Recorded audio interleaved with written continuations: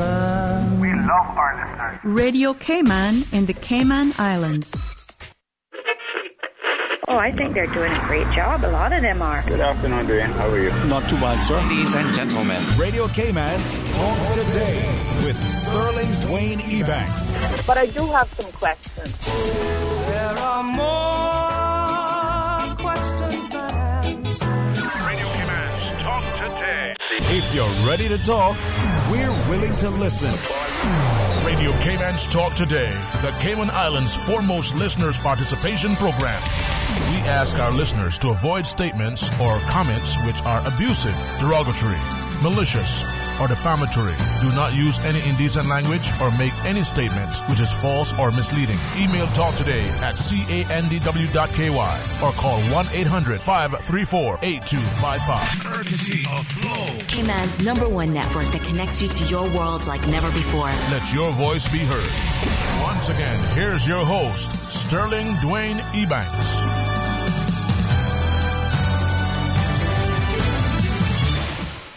Good afternoon and welcome to Talk Today. Today, Tuesday, the 20th day of November 2018. My name is Orrett Connor. I'm guest hosting for Sterling Dwayne Ebanks, who is on a well-deserved vacation. Today, it is my pleasure to have in the studio with me none other than Dr. Steve McFeel, and we have several topics of interest that we want to discuss with you. Last week on For the Record, I spent quite a bit of time with Dr. McFeel on the telephone talking about the Caribbean Court of Justice and the failure of several Caribbean countries through the process of a referendum, their failure to get the necessary votes to amend their constitutions to allow for the Caribbean Court of Justice to be the final court for those countries. Currently, there are 4 countries that employ the Caribbean Court of Justice as the final court. They are Barbados, Belize, Dominica, and Guyana. No others. Attempts were made in Antigua and Barbuda, as well as in Grenada for those changes, but those referenda failed just a few weeks ago. So we will be talking about that. We will be talking about the proposed constitutional changes here in the Cayman Islands and quite prominently also in the Turks and Caicos Islands as well. They have proposed 18 constitutional amendments, and they will be talking with UK officials sometime in early December in this regard again. And we may even start out by talking about the whole history of constitutions, why varying overseas territories are at different stages in terms of their constitutional advancement. I won't say development, I'll say advancement, because most countries are already basically developed, but in terms of advancing their constitution, that's another question as well. So it is my pleasure to have, like I said, Dr. Steve McFeel in the studio with me. Dr. McFeel, good afternoon. Welcome to Talk Today. Good afternoon, Mr. For the Record, and Mr. Talk Today, all right? Mr. Talk Today, yes, and it's good to be back on the sitting with you again. I missed the long sessions that we had and the research that we did to bring enlightened your audiences, the Caymanian people, and those who are listening to you here and those who are listening to you abroad. I know you have a broad following everywhere, and especially in we have the diaspora, Cayman diaspora in New York and all of those places. They listen to you every day. Yes. Every day that you're on the radio and on the television, and that is great. But I know that you've done a lot of homework to bring information to the Caymanian people, and that is commendable of you to be able to do that. it's like a mini university here when you come to your program. Thank you. And when I listen to you too. Yes. And sometimes I speak to you off the record. Oh, yes. Off the record. And we have long conversations about a myriad of issues. That's correct. That's correct. And I appreciate it. Mm-hmm. And I'm glad that you asked me to come back today. Yes. Doc, I want you to lay the foundation in terms of constitutional changes and starting off with the West Indies Act 1962. Well, after 1962. Well, after you know that a lot of the Caribbean countries had no direct constitutional relationship with the United Kingdom. For instance, Turks and Caicos Island and Cayman Islands, for example, they were dependencies of other colonies. They were dependencies of Jamaica and Bermuda, and some of those other people had direct constitutional ties with the mother country, with Britain. So when the Caribbean Federation broke up, when the failure to federate all of those states, that is to bring them under a federal political system. Federal government with a federal seat like in America and like Canada. Yes. When that failed, the Parliament under the West Indies Act gave the Queen and Council the power to make constitutions for all of these Caribbean overseas countries, territories, and so in that respects, nearly every I'm talking about the Caribbean overseas territories. They were then they were not overseas territories then. They were overseas colonies, and each one had its own identity, and so each one got not a uniform constitution, but each one got its own set of constitutions to reflect the identity and the advancement that it had made at that particular time. And so today we have constitutions, a constitution in Montserrat, and in British Virgin Islands, and in Turks and Caicos Islands, and in Bermuda, and in Cayman Islands, and most of them are different in their structure because, like I said, they came from a different arc of history, and so their ties with the mother country though is based all on one particular thing, and that is that the United Kingdom controls oversight of all of the territories. It doesn't matter what anomalies they might have in their constitution. The United Kingdom still has oversight over all of them by retaining the existing model that they have, and by the different sections in the Constitution that gives the Queen the executive power over the territories through the governors that are on site. Okay, for the benefit of our listening and viewing audience, I'm going to read a portion of the West Indies Act 1962, and it says that it's an act to enable provisions to be made for the cessor of the inclusion of colonies in the federation established under the British Caribbean Federation Act 1956, and for the dissolution of that federation, and for matters consequential on the happening of either of those events, to enable provisions to be made for the establishment of common courts and other authorities for, and fresh provisions to be made for the government of certain West Indian colonies, to enable provisions to be made for and the establishment of new forms of government for combinations of such colonies and for purposes connected with that matter. So I believe we would have the Cayman Islands, and like you spoke of the Turks and Caicos as well, would have fallen into that category. Yes. In terms of forms of government or for combinations of such colonies. Yes. Now, going back to 1999, you remember, OC, that there was a white paper entitled "Partnership for Progress." Yes, and prosperity. Yes. That set out sort of a plan for the overseas territories to move forward because at that time, I think the British government realized that after the Federation fell apart, the neglect that they had with the overseas territories. And so the Partnership for Progress White Paper set out a number of recommendations and issues as constitutional links, citizenship, and all that sort of stuff that the British would be looking at.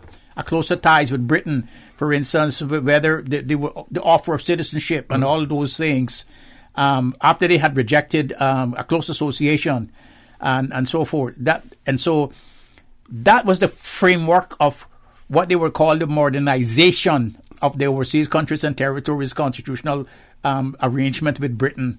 Now, Doc, when I look at that approach that the UK took with that, and there were several territories that lagged behind in terms of new constitutions or amended constitutions.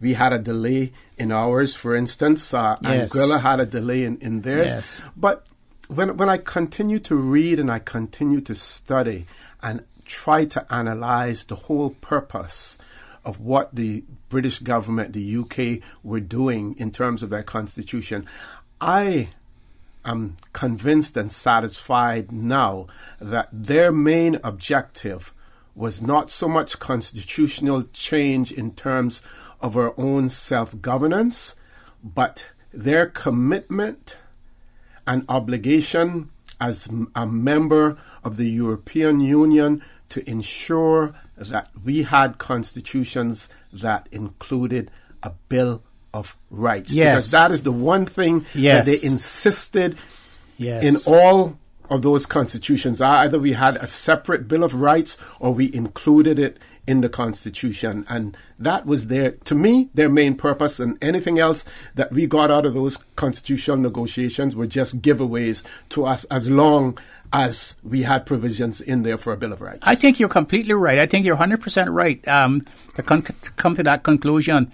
And that was because the European Union was adamant that Bill of Rights, the rights of people in these territories that were controlled, administered by the British, were in existence. Remember, there were none. Mm-hmm. There were none, and so that was an obligation that they had with the European Union, and they made sure that any new constitution that they imposed upon the overseas territories, that would be the Bill of Rights. And you notice for those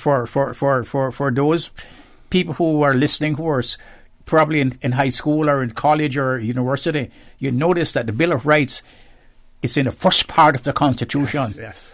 Uh-huh. It is it's what we call, OC, like when we were at university, called entrenched. Okay. They call it entrenched. Entrenched, yes. Entrenched. It cannot be changed by any recommendations or by any referendum by the people. It cannot be changed at all. Okay, let's take a commercial break. When we return, we're going to talk about proposed constitutional changes here in the Cayman Islands, and then we will continue to talk about the 18 proposed constitutional changes in the Turks and Caicos Islands as well, and we will compare and contrast these two jurisdictions, the Cayman Islands and the Turks and Caicos as well. Please stay tuned. Talk Today. We'll be back shortly. South Coast Bar and Grill up in Breakers, man, that is the place. For traditional Cayman cuisine, oh, you will love the taste. At South Coast Bar and Grill, we got conch and lobster and turtle stew. And every Sunday, come out with your family for the barbecue. South Coast Bar and Grill by the seaside, 11 a.m. to 10 p.m. daily, lunch and dinner. Call us at 947-2517. For Cayman and cuisine, the talk today is South Coast Bar and Grill. We know you like a little bit of fun. So if you're not too busy and you wouldn't mind winning some free fuel, join us at an Esso station for 1 hour every Friday while this offer lasts. This Friday, we're giving you the chance to spin the wheel and win free fuel. Simply spend $10 at the pump or in-store for your lucky chance. So see you at our H&B Shed and Road service station between 4 p.m. and 5 p.m. Esso. Energy lives here. The Esso brand is a trademark of ExxonMobil Corporation and is used under license. I was 15 the first time I slapped a boy. I thought it was funny. In college, I hit my boyfriend in anger.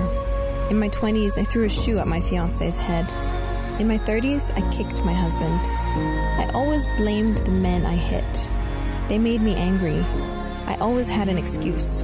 In my 40s, my son came home with a black eye. It was not until my son became the victim of a woman that I realized I had been the abuser. Refuse to inherit dysfunction.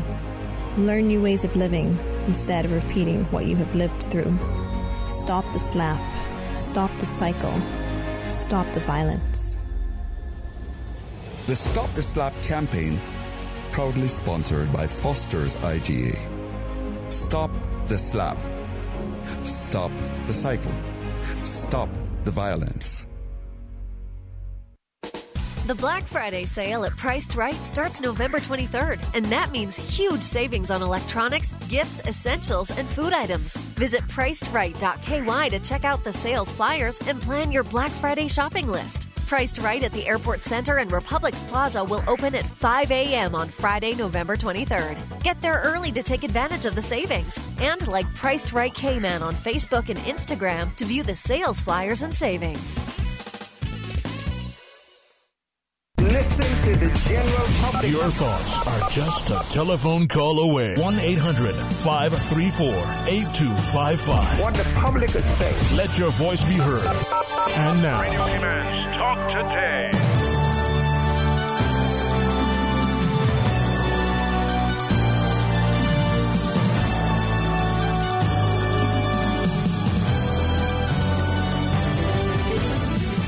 Good afternoon and welcome back to Talk Today. Orrett Connor filling in for Sterling Dwayne Ebanks, and in the studio with me we have historian, attorney, activist, some of everything, Dr. Steve McField here with me this afternoon. We're talking about constitutional changes in the proposed constitutional changes in the Cayman Islands as well as in the Turks and Caicos Islands also. Dr. McField, we know that the many persons will admit, including the government, that our 2009 Constitution has its shortcomings, and in some instances it is not fit for purpose in terms of some of the things that we want to do and that we need to do. And like any new legislation that is put into place, you sometimes only realize what the shortcomings are once you start to enact the particular legislation. So you attempt to make changes.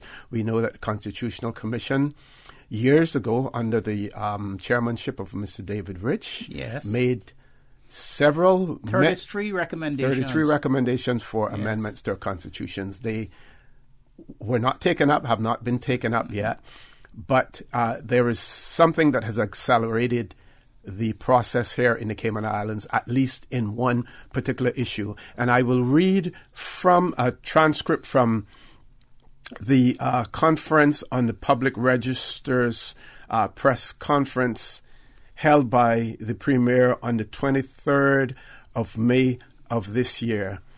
And he says here, I thank the leader of the opposition and the CEO of Cayman Finance and others for joining us on short notice to be briefed on the ongoing issues of public registers and beneficial ownership on the Cayman Islands as a result of the amendment made to the Sanctions and Anti-Money Laundering Bill by the United Kingdom House of Commons.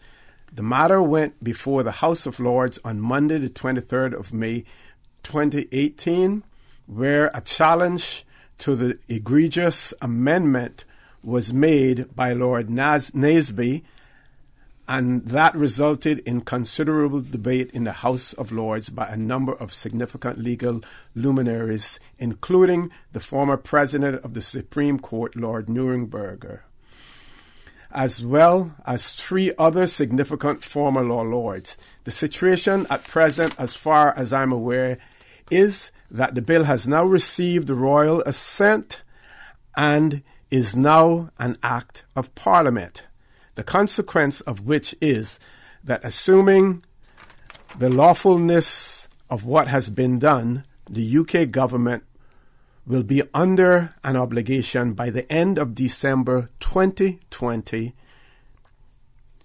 if territories have not put in place public registers of beneficial ownerships to impose the same by an order in council, which would have the effect of amending the relevant local legislation. So, and it goes on to say, talk about the efforts that were made by the members in the House of Lords and the chair of the All-Party Parliamentary Group for Cayman in the UK to commend their efforts. But with all of those efforts, with the lobbying and everything else, it failed at the end of the day.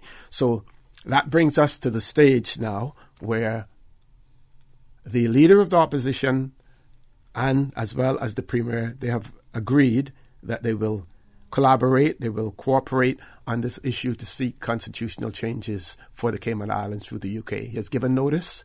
He has spoken with the Prime Minister, Theresa May. Whether or not she'll be around when those negotiations will take place is another question. Yes. But he has spoken with her as well. And we appear to be moving forward in this, despite the fact that we haven't heard anything lately in that regard. There have been persons, including yourself, who have said, here is an opportunity for us not only to make amendments in relation to orders in council, but other amendments as well to our Constitution. And you may want to elaborate on some of the things that you feel that we need to amend at the same time that we're doing this, as opposed to doing it piecemeal.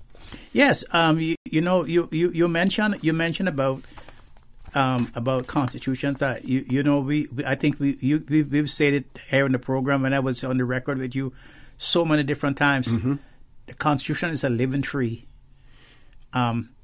Branches are grown, they get old, they get overshadowed. You have to cut them off and have new branches grow again. That is what it means. It's like a living tree. And even the great constitutional scholars, even the great scholars of the greatest democracy, the United Kingdom, United States, where they had some of the great constitutional scholars who paved the way for the democracies that we know today outside of Europe, had to change their constitution several times. So they call them amendments to their constitutions, And so here's a chance for us now. Here's a chance for us now to get together, to have a consensus, because we do not want the fiasco to happen today, like what happened in 2009 when you went up there and you heard the speaker, the honorary speaker of the House now, who was the leader of the opposition at the time, saying that he was not for the Constitution, didn't vote for it. We don't want that sort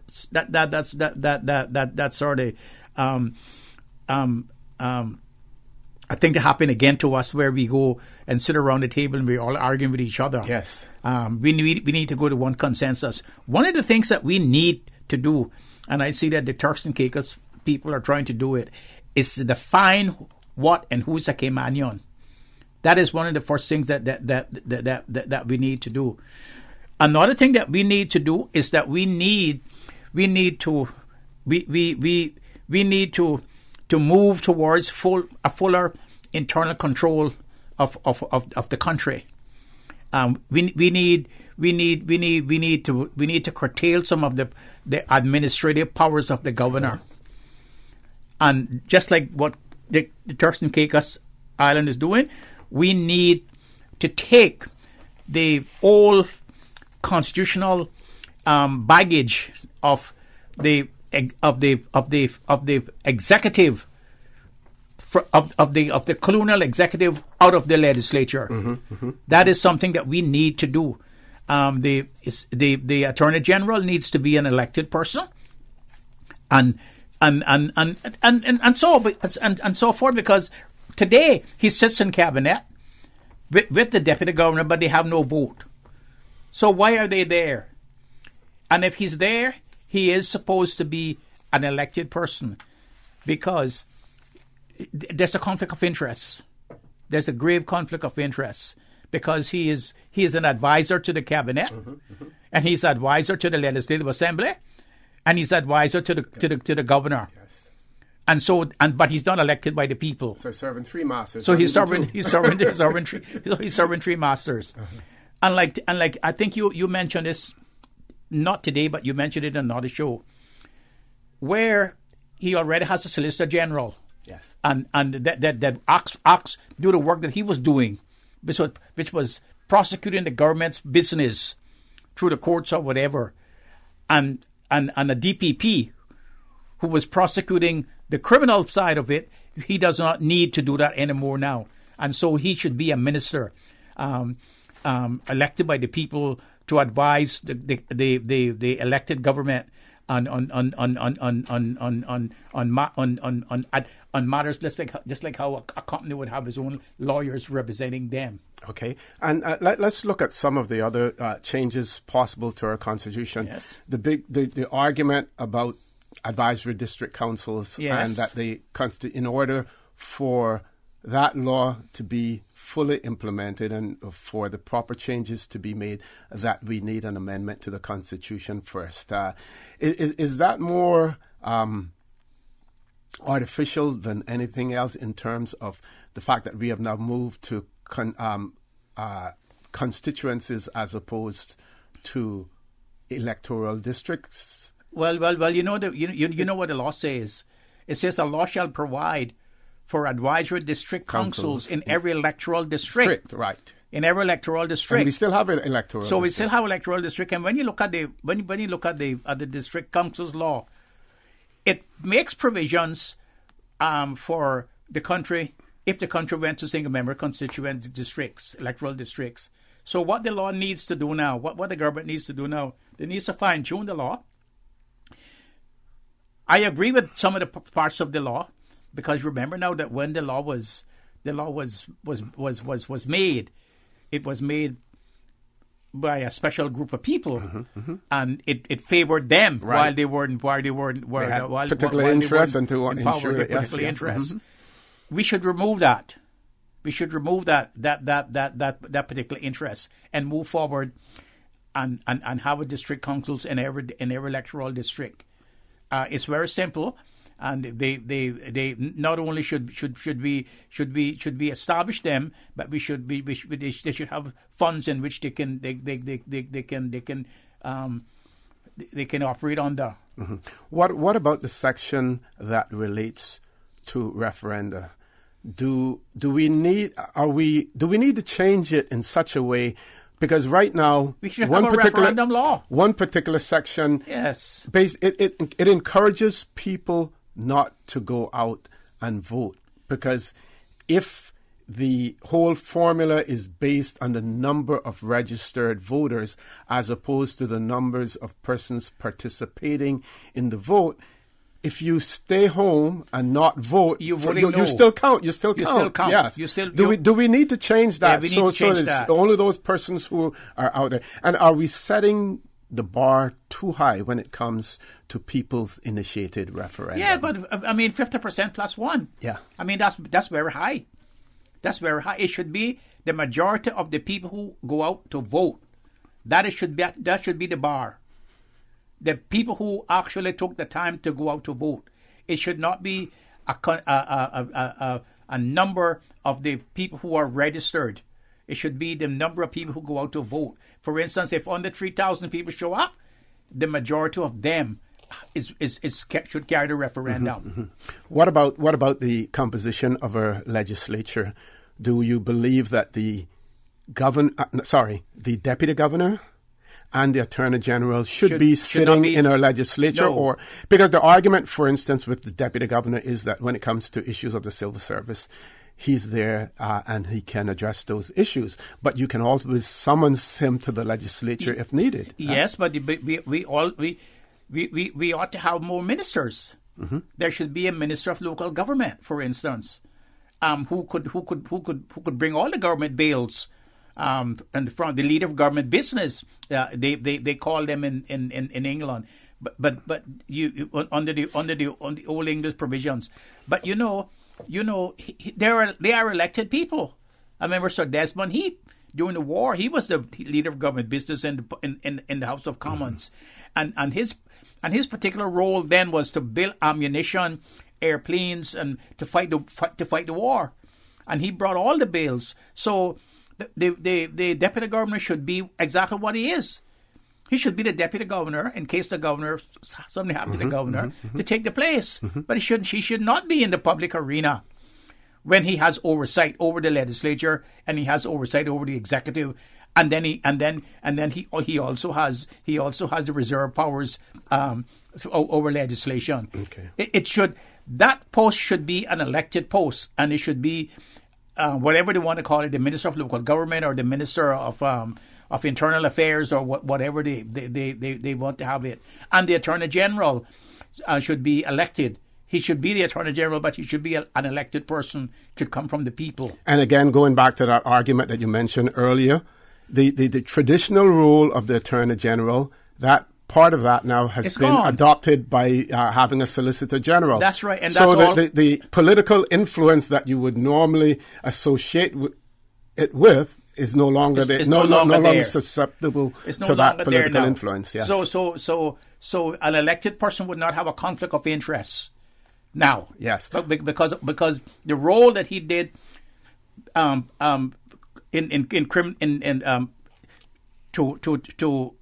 the criminal side and the civil side now is done constitutionally by the DPP and by the Solicitor General. Okay. When we return from this commercial break, we're going to talk about the 18 proposed changes in the Turks and Caicos.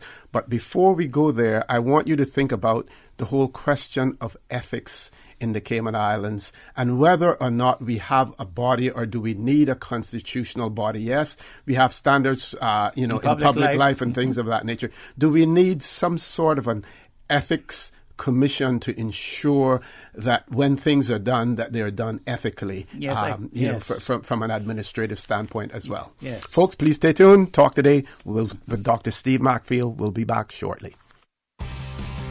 We know you like a little bit of fun. So if you're not too busy and you wouldn't mind winning some free fuel, join us at an Esso station for 1 hour every Friday while this offer lasts. This Friday, we're giving you the chance to spin the wheel and win free fuel. Simply spend $10 at the pump or in-store for your lucky chance. So see you at our H&B Shedden Road service station between 4 p.m. and 5 p.m. Esso. Energy lives here. The Esso brand is a trademark of ExxonMobil Corporation and is used under license. This Friday and Saturday only, you'll find huge Black Friday savings on mattress and laundry at Brian Sauce Home Gallery. Sealy King mattresses for $9.99 and queens are just $7.99. GE top load washers are only $5.49 and GE dryers are $4.69. Samsung front load washers and dryers are just $6.99 each. We've got more models on special and you can save more by the pair. These are just some of the great deals at Brian Sauce Home Gallery's Black Friday sale. This Friday and Saturday in Industrial Park. You don't want to miss it. Cayman Kind is the Cayman experience. We work at the Cayman Craft Market. It is a myth that we do not need the cruise ship industry. It is a fact that when there are no ships in port, we do not earn a living. We depend on the cruise industry, and if it was to reduce by half, many others just like us would suffer immensely. We want to work and provide for our families. We need the pier. Support the piers. Support our tourism. Cayman Brac, yes, it is your turn. The Breeze Fusion 5K Walk Run will be stomping by Southside Public Beach Saturday, November 24th. Runners, on your mark. Help support the So-and-So Club and join Radio Cayman for the Brac Breeze Fusion 5K Walk Run.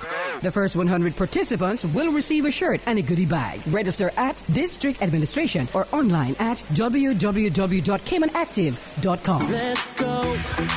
Make no excuses now. I'm talking here and now.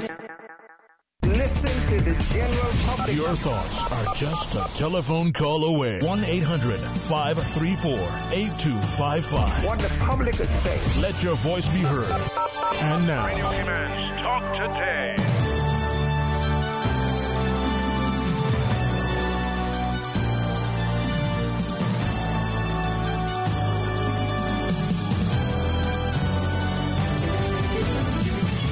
Good afternoon and welcome back to Talk Today. Orrett Connor filling in for Sterling Dwayne Ebanks. In the studio with me, Dr. Steve McFeel, and we're discussing proposed constitutional amendments here in the Cayman Islands as well as in the Turks and Caicos Islands. But before we go to the 18 proposed changes by the Turks and Caicos Islands, the whole question of ethics in the Cayman Islands in terms of governance and whether or not the Commission for Standards in Public Life and that the legislation that we have there, whether or not that is sufficient, or do we need an entity within government with proper training in ethics to advise the government, civil servants, and others whenever certain actions are being contemplated, are being taken, as to whether or not they conform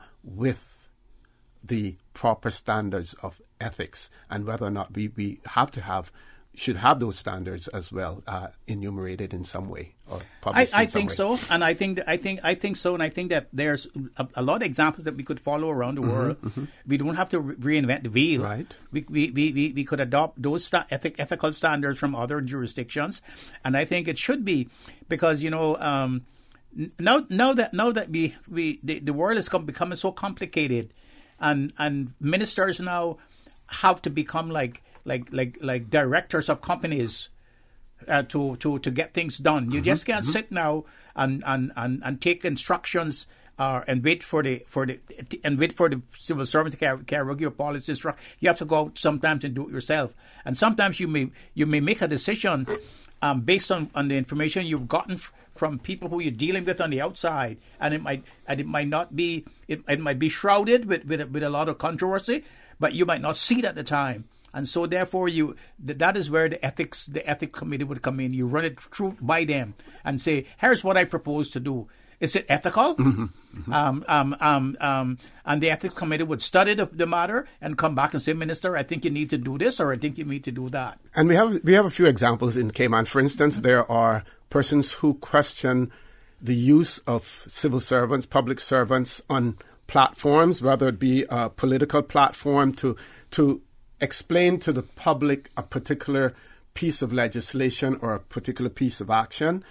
Quite recently, for instance, the discussion at the Family Life Center on the proposed birthing facilities. Yes. There are those who question whether or not some of those entities who are part of the proposal for the birthing facilities, whether or not they should have been on the platform with the deputy premier at that point in time. Those are issues that could possibly be avoided if you had an ethics entity that advised on ethics to tell you whether or not that should be done. And you remember, it was not too far away. And political distance I'm talking about from what we had before. Remember, we had a framework before where we had the government private sector advisory committees was made up of people from in different professions in the country, and I think they met once every month, and they I think that it was set up by the late former Honorable Tom Jefferson. And then it was carried on by the Honorable George McCarthy. Where they would. What's it called, a private sector consultative committee or something like that? That's right, the private sector consultative committee, and they did a great amount of work with helping the government to formulate their policy and whether or not the policy would be good or bad, and so forth. So if you take that into the ethical realm, it would be something great if we could bring that back again. Okay, we're going to switch gears now and go to the Turks and Caicos. And I will read from the Turks and Caicos Weekly, one of their publications. In one of the publications in the Turks and Caicos, and it's headlined, "The Premier Outlines 18 Constitutional Amendments, November 12th, 2018. And it says the government will be meeting with representatives of the United Kingdom this December to discuss the territory's proposed constitutional changes. And these constitutional changes are, and we're going to go down each one of them, Number one, the removal of the chief financial officer was agreed to be a non-issue, and to accept the recommendations for reinstatement by trial by jury. Now, this chief financial officer, that was put in place after they came under the second period of under administration from with the UK. Yes. And that position still remains in place, even with the new constitution that they had. So they want that removed, and they want reinstatement of trial by jury. Well, remember, the trial by jury was abolished after the Misick affairs. Precisely. When they were worried that you would have you would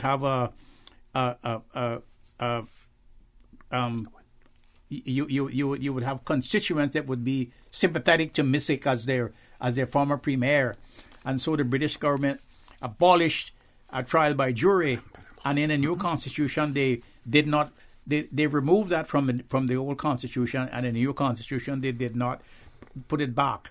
And so the Turkey Cake Asylum people want the same as we have, that you have the right to have trial by jury. Okay, we have two callers. Let's go to the phone lines. I think we can accommodate one call before we go to our headline news on the top of the hour. Caller, good afternoon. Welcome to Talk Today.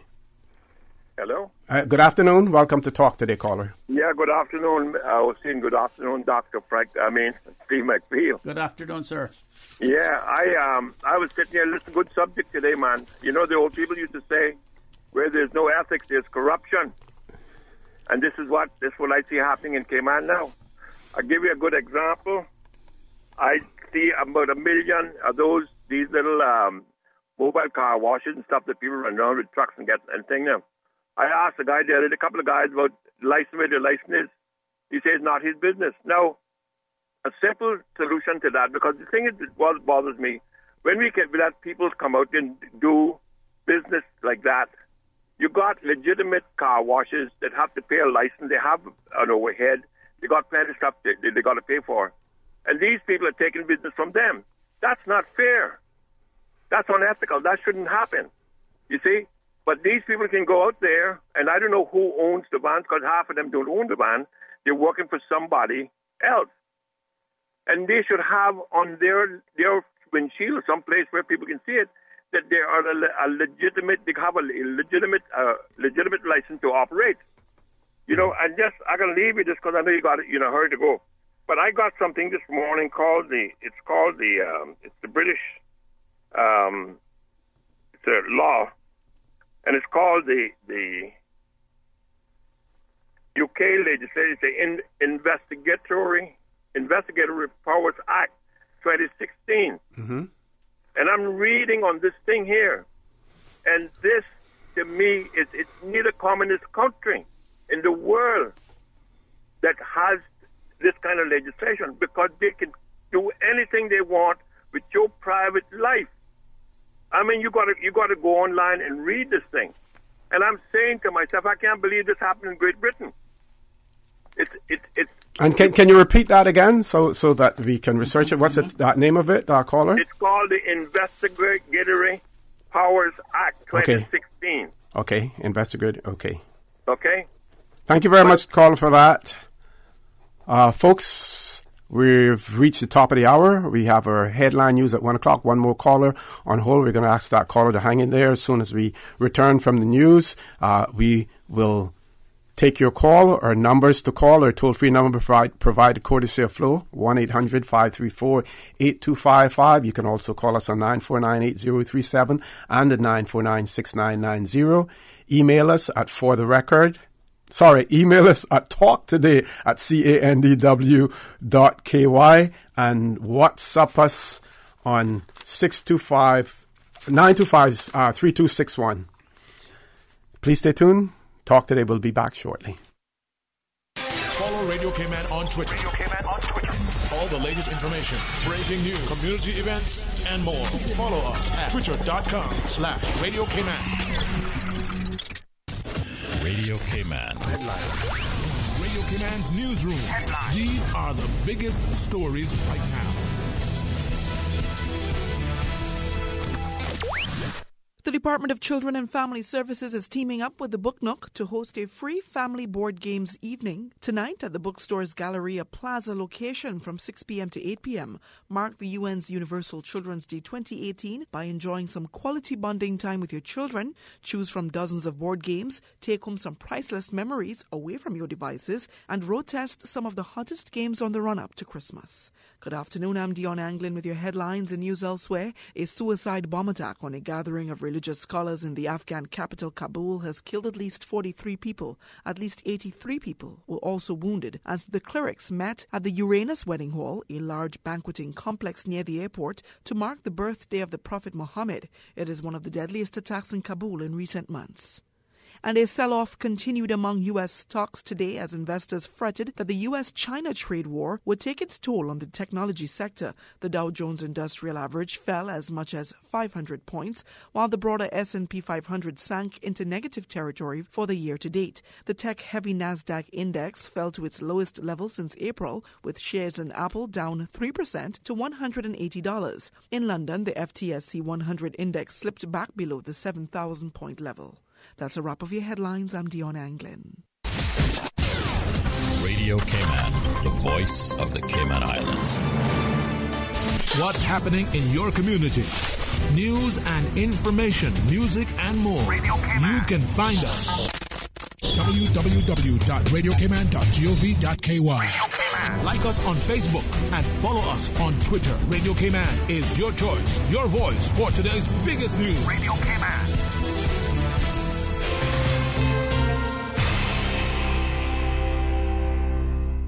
Kirk Freeport's Black Friday sale is bigger than ever with 60% off an incredible selection of watches, jewelry, crystal, and accessories. Get early access to the sale on Thursday night from 5. Bayshore Mall and Cardinal Avenue locations will stay open until 8, and the Strand will remain open until 9. Get unbeatable discounts from brands including John Hardy, Roberto Coin, Bulgari, Chopard, Marco Basico, and many more. Plus, there's an additional 10% off all non-branded sale merchandise. It's Black Friday all weekend at Kirk Freeport. Visit kirkfreeport.com for full details.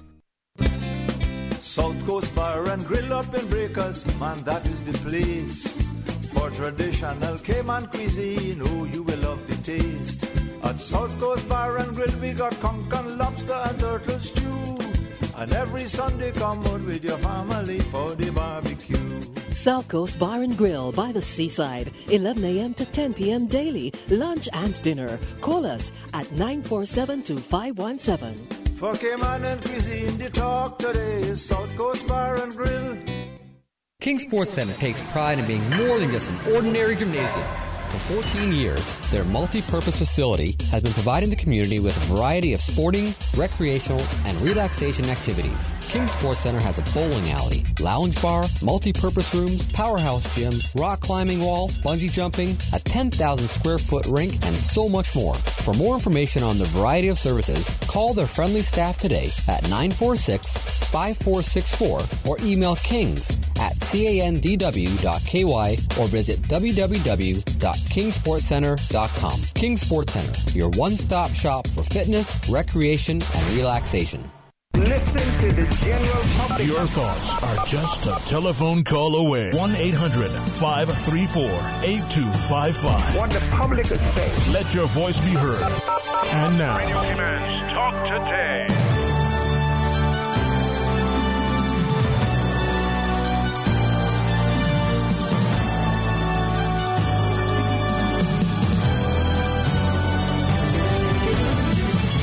Good afternoon and welcome back to Talk Today. My name is Orrett Connor, filling in for Sterling Dwayne Ebanks. We had one caller on hold, but that caller has left, so we're going to continue the conversation with Dr. Steve McFeel.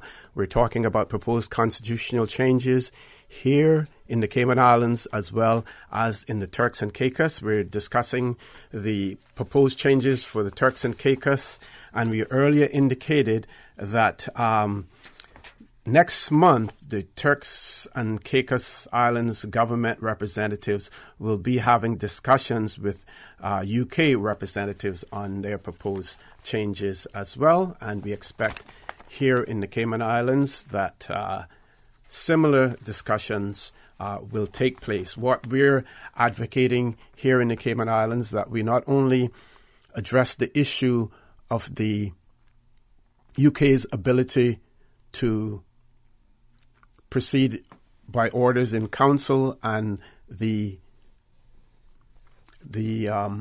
powers of the governor to disallow legislation, but that there are other changes that we should seek to make at the same time, or at least get agreement with the UK for those changes to be made. There are some which people believe require going to a referendum to have those changes approved by the electorate.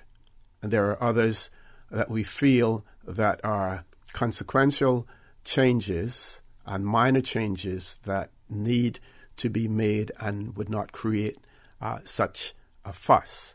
So we did discuss the first proposed constitutional change by the Turks and Caicos Islands government. The second one was to reject the continued inclusion of deputy governor as full member of cabinet, and further recommend that the attorney general and the deputy governor be only ex officio members of cabinet with no voting rights. Well, we already have that in our Constitution, Order 2009. Yes. That is something that we got ahead of the Turks and Caicos. Their new Constitution that they just got after being in under direct rule for quite a while. Mm-hmm. And you can see why the British government would restrict would not restrict the deputy governor and the attorney general of being full members of cabinet, because there's a testing time now. And so what they're asking the British government to do, and when they go there in December, is to move their constitutional where ours have been moved to at this particular time. In our Constitution, the cabinet, the deputy governor and the attorney general are members of the cabinet, but they have no voting rights. And the new constitution that the Turks and Caicos Islands got was in 2012. 2012, yes. Okay, the third suggested amendment by them is that the cabinet secretary must revert to its role in the 2006 constitution. I'm going to bypass that one for now because we need to find out exactly what the original role of the cabinet secretary was at that point in time. Yes. Mm-hmm. And then the other point is both governor and premier should be able to summon public officers and should not be limited to the governor or those who act only, which includes the deputy governor, the attorney general, and the permanent secretary of finance. Now, so here they're proposing that the premier should have direct contact with the civil servant, public officers. I don't see that succeeding. I don't think that's succeeding. In our Constitution, that is clearly the governor's functions of the governor. Mm-hmm. And that is clearly functions of the governor. And I don't see that succeeding at all. Where after all that has happened in the Turks and Caicos Island, that the British government is going to now give the premier the prerogative now to summons public officers and to control them as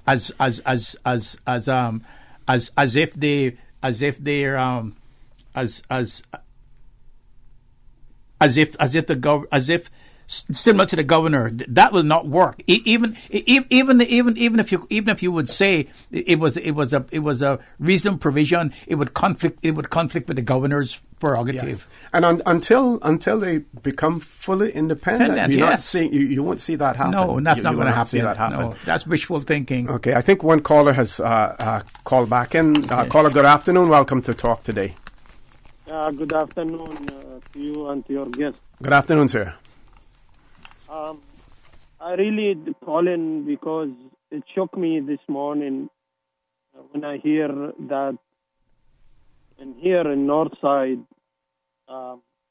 what the leader of the opposition said, that there's objection from some residents from Cayman Kai that the government don't build a bathroom facility in a public beach. And I don't know how those people think.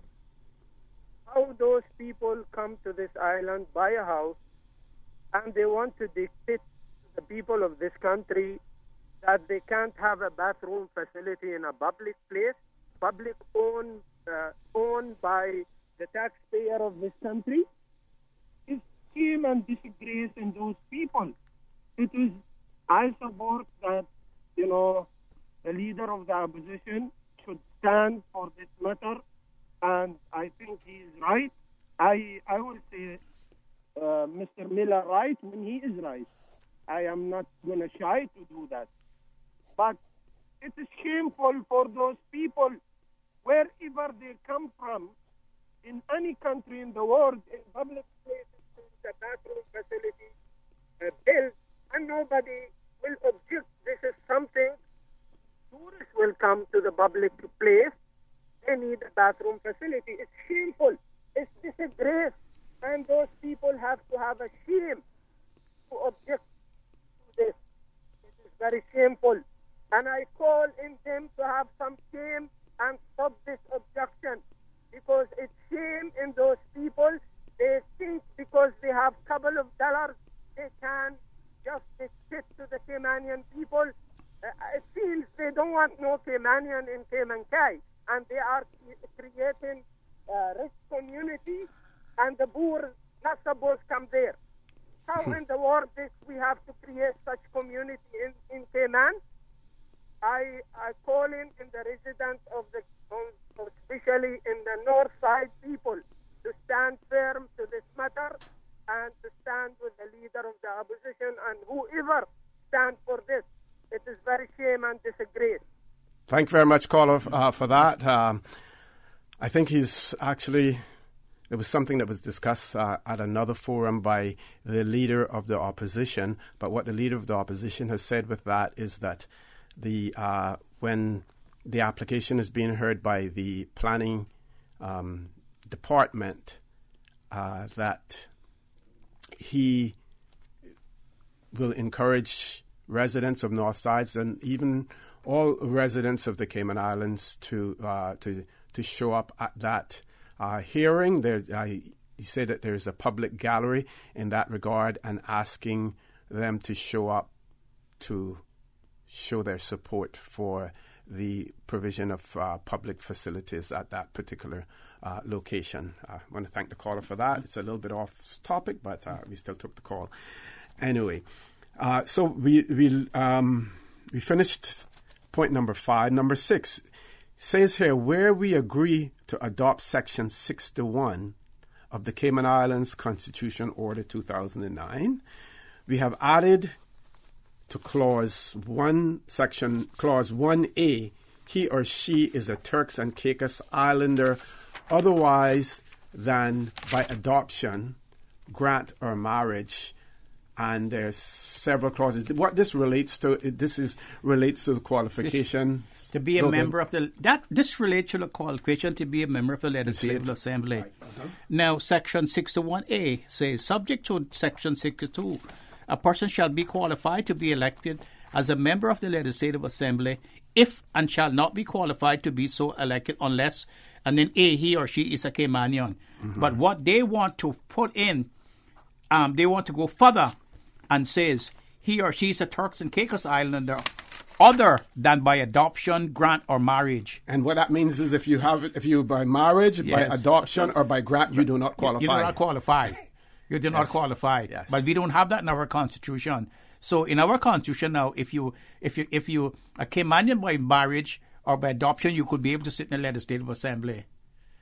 But we do have a section on there that has that either born in the Cayman Islands or born outside of the Cayman Islands, have one parent who was born in the Cayman Islands. So we stretch ours out a little bit more. But they make it quite clear here that if you're a belonger simply by those means that you don't qualify. You can qualify, and they make it in the first section of the Constitution. Mm-hmm. They make it in section 61A. Yes. And then the other proposal was remove the reference to, quote, the absence of ministers and notice of leave under the governor and the executive under disqualification of ministers. Yes. Well, you missed one too. The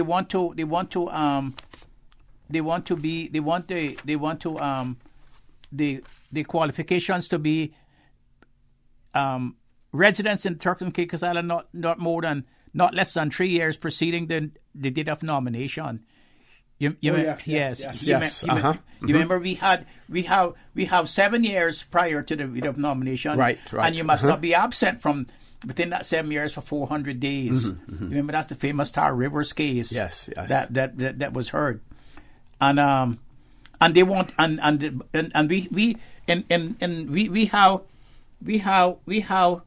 we have some exceptions to that. The exceptions that we have to that is that if you're performing duty on behalf of the government, mm-hmm. or you're in attendance at a student at any educational establishment, you're right, or you're attendance as a patient in a hospital or other medical institutions, or you're employed as a seaman on board an ocean-going vessel, or you're employed on a crew as a member of an aircraft. But they want to add another clause which says you're employed with Her Majesty's forces. And I would imagine that probably has something to do with the fact that we are now British citizens as well. As a result of that, I don't think there are any residency requirements now for you in terms of joining the armed forces in the UK if you're a British citizen. Yes. Okay, let's look at the one you said remove. Right, remove absence of ministers and notice to leave under the governor. And in our Constitution, if a minister leaves the territory, mm-hmm. I think he has to give the governor notice that he's leaving the territory, mm-hmm. and how long that he will be staying away from the territory. They want to remove that from they remove the reference to that to say that the minister does not have to tell the governor that he's leaving the territory and how long he's going to stay mm-hmm. away. Okay, mm-hmm. and then it speaks to in their legislature, they still have something called nominated members of the Legislative Assembly. We had it here in the Cayman Islands, but we did away with that a long time ago. Yeah, we had that in the 50s under the 59 Constitution. But this was reintroduced there again with them when they came under administration. Yes. So they wanted to stack the deck in the legislature by having the governor appoint nominated members. So their suggestion now is that under the legislature, on nominating appointed members, government 2, governor 1, and opposition leader 1, as opposed to what obtains now, where the governor has 2 appointed members and the government and opposition 1 each. 1 each. Yes. But it's funny that they're strength in numbers. They're strength in numbers. Yes. Because you remember that's how Miss Annie Borden got into politics. She wasn't nominated as member of the Executive Council. Yes. Ms. Susan, we need a break now. Let's go to a commercial break, folks. When we return, the conversation here on Talk Today will continue with Dr. Steve McPhail. Hi, I'm Charlotte, manager of Kirk Freeport at the Strand, and I'm here to invite you to join me and my team at our annual Customer Appreciation Day this Saturday, November 24th. Join us for complimentary refreshments and prize draws at Cayman's one-stop luxury shopping location. We have all the Kirk Freeport product lines and top brands like Mikimoto, Chopard, John Hardy, David Yurman, Omega, and many, many more. Start your holiday shopping off in style with Kirk Freeport at the Strand for our annual Customer Appreciation Day on Saturday, November 24th. Happy holidays! Run off that extra helping of turkey dinner and give back in a big way this Thanksgiving. Register now for the Meals on Wheels Turkey Trot 5K and 10K Fun Walk and Run on Saturday, November 24th at the Holiday Inn Resort in Safe Haven. Registration is only $25, and there are lots of spot prizes to be won. Breakfast, a costume competition, children's race, and so much more. Sponsored in part by Rum Point Club Residences and Greenlight Re. Help Meals on Wheels fight senior hunger in the Cayman Islands. Visit www.mealsonwheels.ky or register at caymanactive.com. Registration packages for the Turkey Trot can be collected at the Meals on Wheels office in Trafalgar Place during the extended office hours this Wednesday, Thursday, and Friday from 4 p.m. to 7 p.m. To register, visit caymanactive.com or contact Meals on Wheels. Registration packages can be collected at the Meals on Wheels office in Trafalgar Place during the extended office hours this Wednesday, Thursday, and Friday from 4 p.m. until 7 p.m. Cruise tourism is a vital part of Cayman's economy. It is the government's responsibility to create an environment where our people can have an opportunity to grow and prosper today, tomorrow, and into the future. It is a myth that Cayman does not need cruise tourism.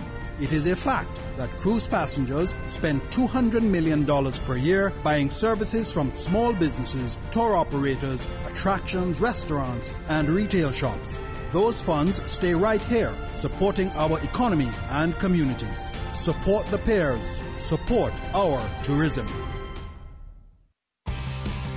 We know you like a little bit of fun. So if you're not too busy and you wouldn't mind winning some free fuel, join us at an Esso station for 1 hour every Friday while this offer lasts. This Friday, we're giving you the chance to spin the wheel and win free fuel. Simply spend $10 at the pump or in-store for your lucky chance. So see you at our H&B Shedden Road service station between 4 p.m. and 5 p.m.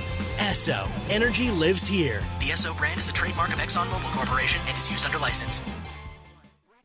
This Friday and Saturday only, you'll find huge Black Friday savings on mattress and laundry at Bransauce Home Gallery. Sealy King mattresses for $9.99 and queens are just $7.99. GE top load washers are only $5.49 and GE dryers are $4.69. Samsung front load washers and dryers are just $6.99 each. We've got more models on special and you can save more by the pair. These are just some of the great deals at Bransauce Home Gallery's Black Friday sale. This Friday and Saturday in Industrial Park. You don't want to miss it. Talk today. But I do have some questions. Talk today. Cayman Islands' foremost listeners' participation program. Talk today. Because there are more questions than answers. What the public is saying. Waiting to take your calls right now. Sterling Dwayne Ebanks.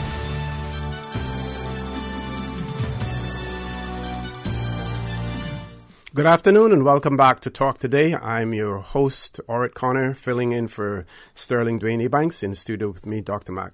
Steve McFeel. We're discussing proposed changes to the Cayman Islands Constitution, Order 2009, as well as proposed changes to the Turks and Caicos Islands Constitution, the most recent one of 2012. There are 18 proposed amendments to the Turks and Caicos Islands Constitution. We won't be able to cover all of them on this sitting of the show, and I'm going to try to get Dr. McFeel back as early as possible, either here or on For the Record, so that we can continue this discussion, because we don't want too much of a time lapse between when we finish now and when we start the discussions on this. Number 9, under the judicature.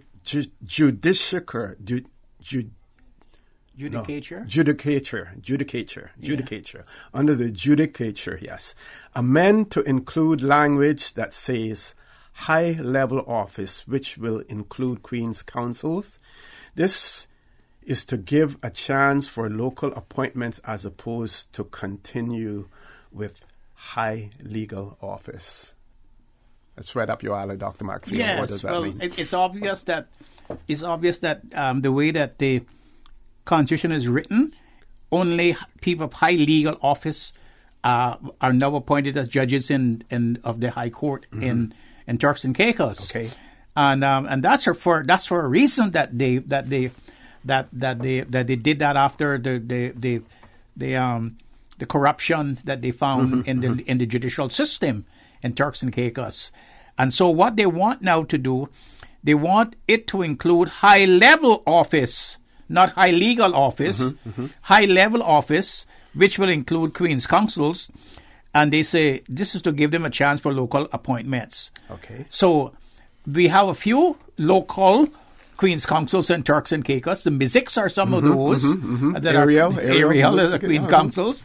And so they're probably looking for his future now when he leaves the bench, when he leaves the practice to go and sit on the High Court bench. Okay. And so you see, that is why we say every constitution fits the time in which you are talking about it, and the whole arc of history is very relevant to when the provisions are made in a constitution. So you see here that this is something personal to them, that they want some of their Queen's Councils now to be appointed as judges now, and not the way it is now, where they come from abroad or they come from England. Okay. And I can see him now sitting there saying to himself, "Well, Mrs. Rams is the Chief Justice. Perhaps I should be Chief Justice too." Okay. Yes. Number 10, amend the Boundaries Commission to the 2006 Constitution provision that allows the chair to be appointed by the governor, one member by the premier, and one by the leader of the opposition, as opposed to the governor's ability now to appoint 2 members and a third to be shared by the premier and leader of the opposition. How in the world do you share How in the world do you share one appointment? Yeah, I guess the leader, the premier, and the leader of the opposition have to agree on the one individual. Yes, that they would have to agree on But again, one. stacking the deck. Stacking the deck. Yes, stacking the deck on behalf of the British government. And fortunately for us, our constitution has a good balance. The chairman is appointed by the governor, and the opposition has one appointment, and the premier has one appointment. Right. And we see that in the last Boundary Commission appointment, where the chairman, Mrs. Dr. Hadley, was appointed by the governor. Mrs. Adriani was appointed by the premier, and I was appointed by the owner of McKeever Bush. Equality of arms. Equality, yes. Equality of arms. Okay, the next one, institutions protecting good governance. There are 5 institutions protecting good governance,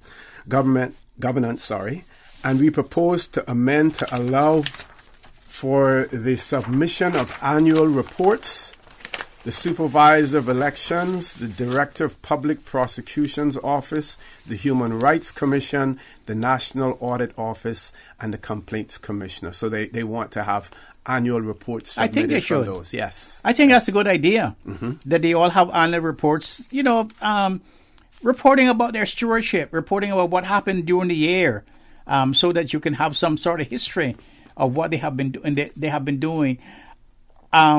You'll see that in other jurisdictions where you can go to the archives and you can see, for instance, what the Human Rights Commission in other countries have done and what they have been reported upon. And I think that is something that all the constitutions in the Caribbean, overseas countries, territories should strive to have in their provisions.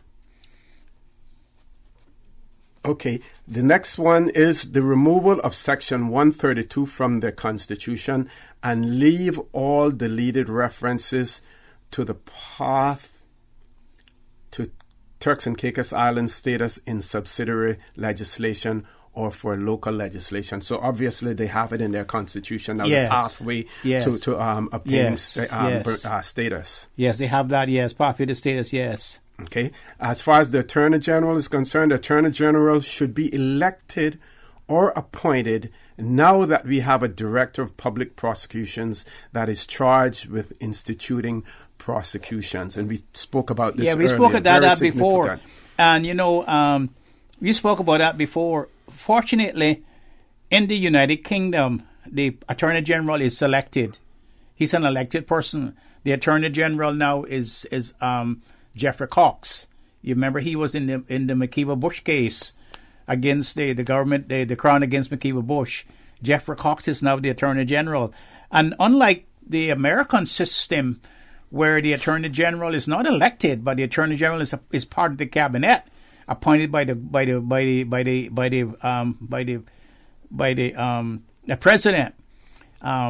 The Attorney General has a lot of control over the Justice Department, and so forth.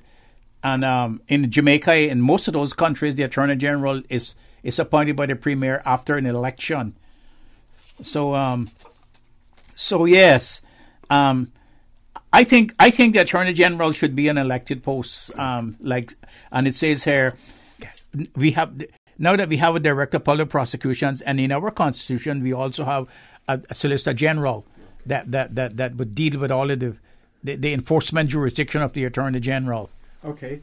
Before we go to a break, I want to. This is another important one in the event that we don't get back to all 18 today. Says all references relating to the governor, and quote, in consultation with. That phrase is usually used, and which was in accordance with the advice in the 2006 Constitution should return in accordance with the 2006 Constitution. So they want to remove provisions that say that the governor can take particular actions after after in consultation with, and they want it to be that he can take particular actions with the advice, after acting in accordance with the advice. So it's advice as opposed to consultation. Yes, I don't think that's going to fly. I don't think that's going to fly because that would be abrogating the governor's reserve powers, and the British government has made it quite clear that is a constitutional advancement, and they say they're not amenable to give another that kind of advancement until when you set the date for independence. Okay, Ms. Susan, you want to take a break now, folks? Please stay tuned. Talk Today. We'll be back shortly. Thousands of Caymanians work in our cruise tourism industry. It is a myth that Cayman does not need cruise tourism. It is a fact that 4,500 Caymanians work in this industry today as taxi and tour operators, boat captains and crew, restaurateurs, retailers, water sports operators, and ambassadors at our attractions. If our cruise tourism industry is half of what it is today, what are we going to do with our people, the thousands of unemployed Caymanians? Support the peers, support our tourism. Don't forget to tune in every Monday through Friday for the 7 a.m. news, brought to you by Cayman National Bank, proudly serving the Cayman Islands since 1974. Visit Cayman National Bank today for all of your financial needs. Come celebrate with Putin Cleaners as they celebrate their 60th anniversary in laundry and dry cleaning service to the Cayman Islands by entering to win big in the annual Christmas drawings. Main prize is $600 plus other prizes and surprises. Pre-drawings will take place at each of our locations: Savannah, November 24th, Elgin Avenue, December 1st, and Centennial Towers, December 8th at 12:30 p.m. The grand prize drawing will be on December 22nd, 4 p.m. at Putin's main store located on 337 Eastern Avenue, Georgetown. All customers with pickup tickets $17 and over, whether old or new orders, are qualified to enter. Make sure you drop your pickup tickets in the box provided at any of our 4 convenient locations near you for a chance to win big this Christmas. And don't forget, it's party time. Let us help you look your best. You feel good when you look good. We sincerely thank you for your patronage throughout the year and hope we have the privilege to continue serving you. Putin Cleaners, 949-7104. We know you like a little bit of fun. So if you're not too busy and you wouldn't mind winning some free fuel, join us at an Esso station for 1 hour every Friday while this offer lasts. This Friday, we're giving you the chance to spin the wheel and win free fuel. Simply spend $10 at the pump or in-store for your lucky chance. So see you at our H&B Shedden Road service station between 4 p.m. and 5 p.m. Esso. Energy lives here. The Esso brand is a trademark of ExxonMobil Corporation and is used under license. I don't have time to understand this whole social media thing, and I definitely don't have the in-house people to manage my social media advertising. Relax. Yellow Media Group can help. But I don't even know how to run ads on social media. It's all right. Yellow Media Group delivers real results for social media advertising. Let our Facebook certified experts and over 50 years of advertising experience do the work for you. That sounds wonderful. I'm too busy running my business. Exactly. Let Yellow Media Group be your social media team. We'll create a custom custom plan specifically for your business so that you can focus on your business. Perfect. How do I start? Call 949-7027 or go to www.yellowmediagroup.com/Cayman Social. Yellow, we know social. Talk today. But I do have some questions. Talk today. Cayman Islands' foremost listeners participation program. Talk today. Because there are more questions than answers. What the public is saying. Waiting to take your calls right now. Sterling Dwayne Ebanks.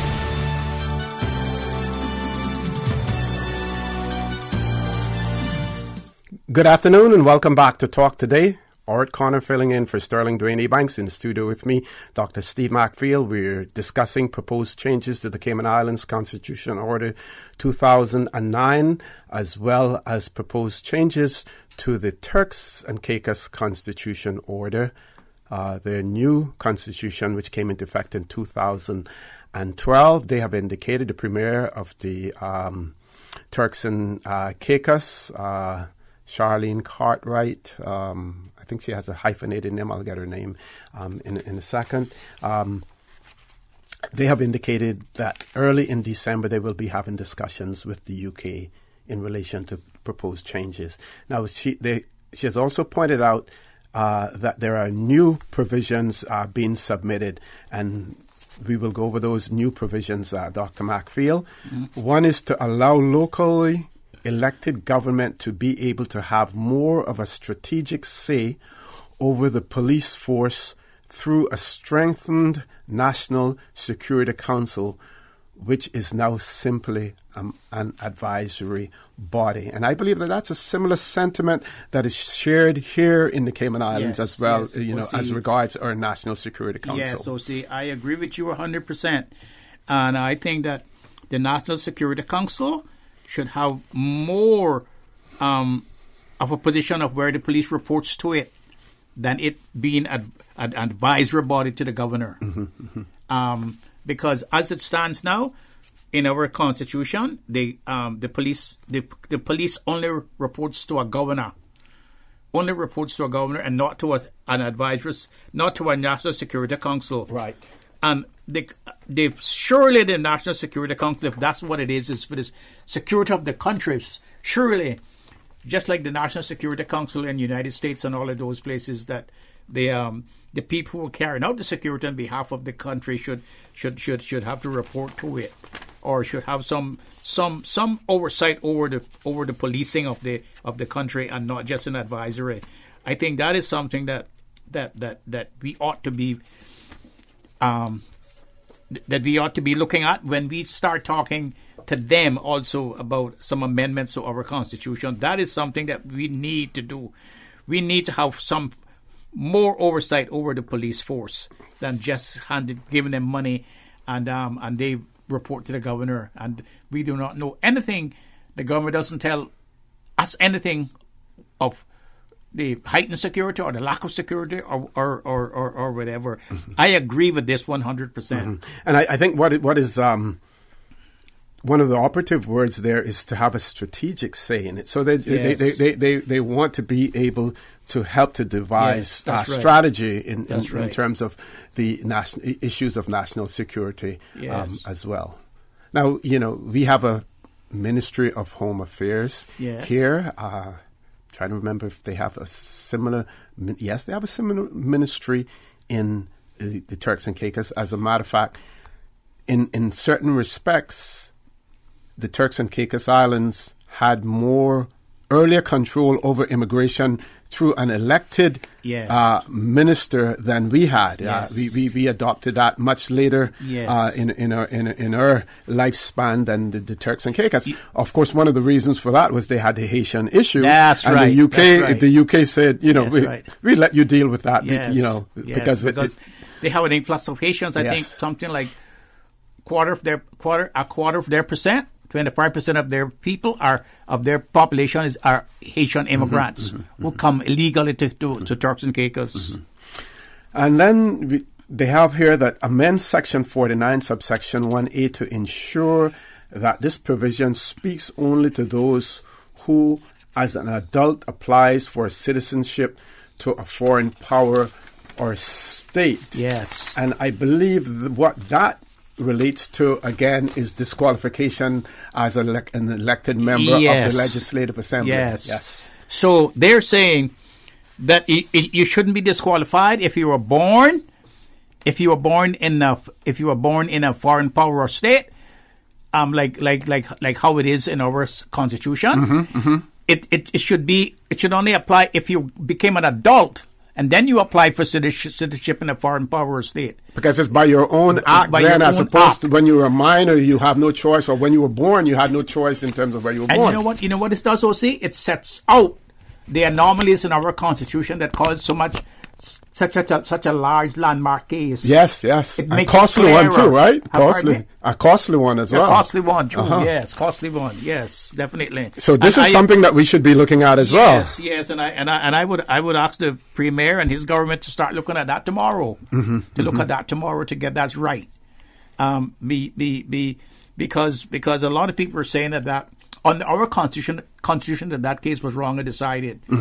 They are now putting it to rest. Yes. And are saying if you were born in some other country and you didn't make the decision, but you could not make a decision for your own birth, then you don't fall into that section. Well, in our section, I think it's section 60. Yes. Their section is section 49. Now, and they say it's only when you become an adult and you apply for citizenship in America or Colombia or some other place that you're disqualified. And several independent countries can take an example of this as well, because we've seen so many independent Caribbean countries that have had issues with the same thing about whether or not the person has sworn allegiance to a foreign power and disqualifications. We see it even as far away as Australia, where you had several members of the Australian Parliament were disqualified. Yes, and as a result of that. In Jamaica, citizenship that they didn't even know that they had it. Yes, in Australia, you don't even know. You have to know that you have it and you're disqualified. Yes, and in Jamaica, it was very prevalent where people go to have a better life. People take their kids to have a better life, or people like what's this called now? We'll see. You probably help me with this definition. That Trump wants to put an end to now. When you come to America and you're born in America, citizenship by birth. By birth, yes, yes. He wants to put an end to that now. And there was just a recent ruling in one of the federal courts in relation to that you couldn't do it by executive order. No, you have to do it by changing the Constitution. Yes. Okay, let's look at this last amendment, return, and this one is controversial. Yes. Return Crown land under the management of a minister and review the public service management structure with a view to having greater harmony between elected government and public service officers. Let's look at the last part first. Greater harmony between elected government and public service officers. What do they mean by that? Are they clouding this in language to say that they want to have more control over the public service? Yes, that's what they want to do. They want to have more control over it, because this is the second place that they have put it. Yes. You see? That they want to have more control over the public service. And if you know that is a sticking point with the United Kingdom at this particular time in our development, in our constitutional development, this is a sticking point. I don't think that they are going to get that. And as for the Crown lands, you remember they had the problems that even the Attorney General was involved in the illegal sale of Crown lands and Turks and Caicos. They want now that to go back again to a minister now that the way it was before, where the minister could say that is not going to happen.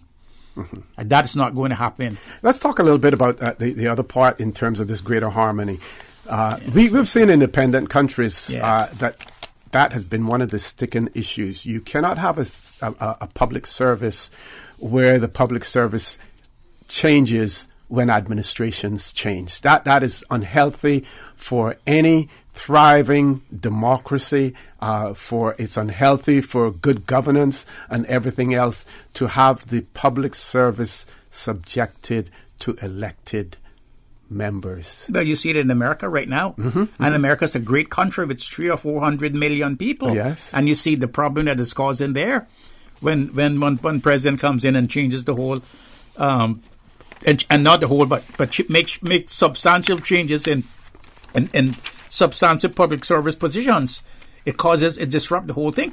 Could you imagine if a minister would come in and would say, I want you to remove all of the chief officers from my ministry and send them someplace else? Where would you put them? Yes. Where would you put them? And I want to bring my own people. I want to bring my own people from off the streets here. I want to be my own political cohorts from who helped me with my campaign, and I want to bring my own people who donated to me to become chief minister. Yes. Become that would cause an uproar, and I think that would not fly. That kite would not fly in England, I think. I don't think so, OC. Yes, yeah, and the UK is steeped in that tradition. Yes. We're going to switch gears a little bit and go back to our local situation, Dr. Macfield. And I'm not sure that you have this document, but in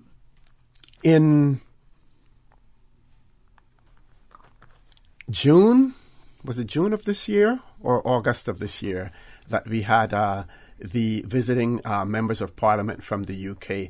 And there's an article here on Cayman News Service, and it says, visiting MPs support constitutional change. It says the four members of the UK Parliament who visited the Cayman Islands this weekend have offered their support for a constitutional change regarding how all of the British overseas territories are managed. They described the governance as, quote, a bit of a muddle, and emphasized the need for equality across the British family. All of the Conservative MPs say they did not support the recent amendment to the Sanctions and Anti-Money Laundering Bill and raised concerns about the threat to the autonomy of the territories with the imposition of an order in council, if that was to happen. So they talk about the fact that there needs to be equality across the British family. When we're going to take a break, when we return, we want to talk about that proposed equality amongst the British family, because we've mentioned it earlier as well. Let's take that break, folks. Please stay tuned. Talk Today. We'll be back shortly. Rotary Central Music Extravaganza is back. November is your lucky month with your Rotary Central Music Extravaganza ticket purchase of only $25. Win that grand prize of $40,000. Second prize, $4,000, and 6 $1,000 prizes. Yes, the 23rd Annual Music Extravaganza, Saturday, November 24. Royal Palms, West Bay Road, from 7 p.m. Music by Dr. Bob's Experiment, Fire Squad, and Altered Minds. Only a few more days. Only 8,000 golden tickets. Get your tickets now through points of sale at Funky Times, Outskirt Ticket Sales at A.L. Thompson's, Foster Supermarkets locations island-wide, Jake Scott Warehouse Store on Shedden Road and West Bay, Perk Up in Governor's Square, Rubis, Walkers Road, Esso on the Run in Red Bay, Tortuga Store, Governor's Square, Jose's Rubis, Lorna's Rubis in Bordentown, 4-Way Esso, West Bay, 7 Mile Beach Esso, Cost You Less, and www.eventpro.ky. Rotary Central Music Extravaganza proceeds fund over 50 community inspiration projects. Be a winner, buy a ticket, support your community. Your ticket, your chance, your community. Did you know that recycling collection containers are located island-wide on Grand Cayman? The Department of Environmental Health's program is an integral part of DEH's waste management responsibility in the Cayman Islands. Start your recycling program at home today. Put your Type 1 and 2 plastics in appropriate DEH recycling containers at all Foster's supermarkets, Kirk Market, or Hurley's Grand Harbor. Please keep the Cayman Islands clean. Reduce, reuse, and recycle. For more information about recycling, go to www.deh.gov.ky. Having a party at the beach or a team building exercise at the park? Reserving your cabana is easy with the Public Works Department online booking system. Create your account and use the online calendar to pick your desired date and facility. You can even pick the cabana you want to use. Look for your confirmation email, print it off, and bring it with you as proof of reservation. Enjoying our natural environment has never been so easy. Visit www.eservices.gov.ky to book your cabana today. Talk Today. but I do have some questions. Talk today. Cayman Islands' foremost listeners' participation program. Talk today. Because there are more questions than answers. What the public is saying. Waiting to take your calls right now. Sterling Dwayne Ebanks.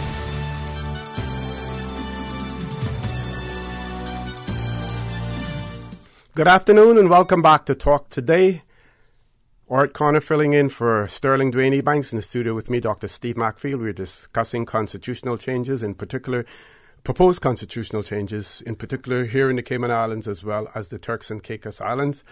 Before we went to the break, I read some comments from the visiting MPs, British MPs who were here and spoke about the fact that they described the governance amongst the overseas territories as a bit of a muddle and emphasized the need for equality across the quote-unquote British family, some family. We have one caller. Let's go to the phone lines. Caller, good afternoon. Welcome to Talk Today. Yes, good afternoon. OC and Dr. Macfield. Hey, how are you doing? How are you? Not too bad. So you got your wish, right? Uh-huh. I say you got your wish. You have Dr. Macfield on. Well, I got half of it. Yes, Dr. Macfield. Yes, I would like if you would be so kind to sort of elaborate briefly on how the speaker gets paid for being a MLA and also being the speaker, and also if you could elaborate briefly on what happens when the government refuses to compensate a landowner if they use their property. Could you do that for me, please? Yes, thank you very much. First here, there's nothing wrong with the speaker coming from inside the house. The speaker in many of the territories are a member of a member of the governing body. That is the party who wins the election. They appoint the speaker. But there are rules and regulations of how the speaker should operate and how the speaker becomes speaker. For example, in other jurisdictions, the speaker has no role in confrontational politics. The speaker is someone who actually, once he's identified and elected as speaker, actually does not even have to campaign for his seat, because both parties, both the government, major parties, and the opposition or whatever parties agree not to even campaign in the speaker's constituency, and all the speaker has to do is to give his list of the things that he needs to take care of his constituency, and he's elected time after time as long as he abides by all of the conditions of being a speaker. So the most important thing for a speaker, the speaker should be independent and should not be and should run the house as an independent person and protect the minority interests.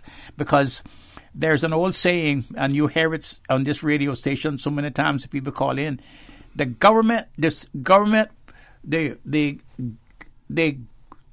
opposition will have their say, but the government will have its way, because the government has the majority. And that is why the speaker his most important thing is to protect the rights of the minority in the house. But there's nothing wrong with the speaker being from inside the house. Our constitution makes provisions for both, but for both scenarios, that the speaker come from outside the house or the speaker come from inside the house. In a small jurisdiction like this, I would have rather seen the speaker come from outside the house. Then it would means that we would have 19 members in the Legislative Assembly exercising the representation for their constituencies. But the position it is. It depends on the speaker. It depends on the personality of the speaker, and it depends on how well he controls the house and how well he abides by all the rules and regulations of what the speaker is supposed to be doing. Caller, I think you also wanted to know about the salary. Yeah, I wanted to find out how if he collected the two. I'm hardly hearing you, caller. Go ahead. I wanted to find out if he was collecting two salaries, one for the MLA and one for the Speaker of the House. No, if he collecting that, I don't think that is fair. No, he gets the salary as a Speaker of the Legislative Assembly. Yeah, he gets a Speaker's salary. Mm-hmm. He's not an MLA anymore.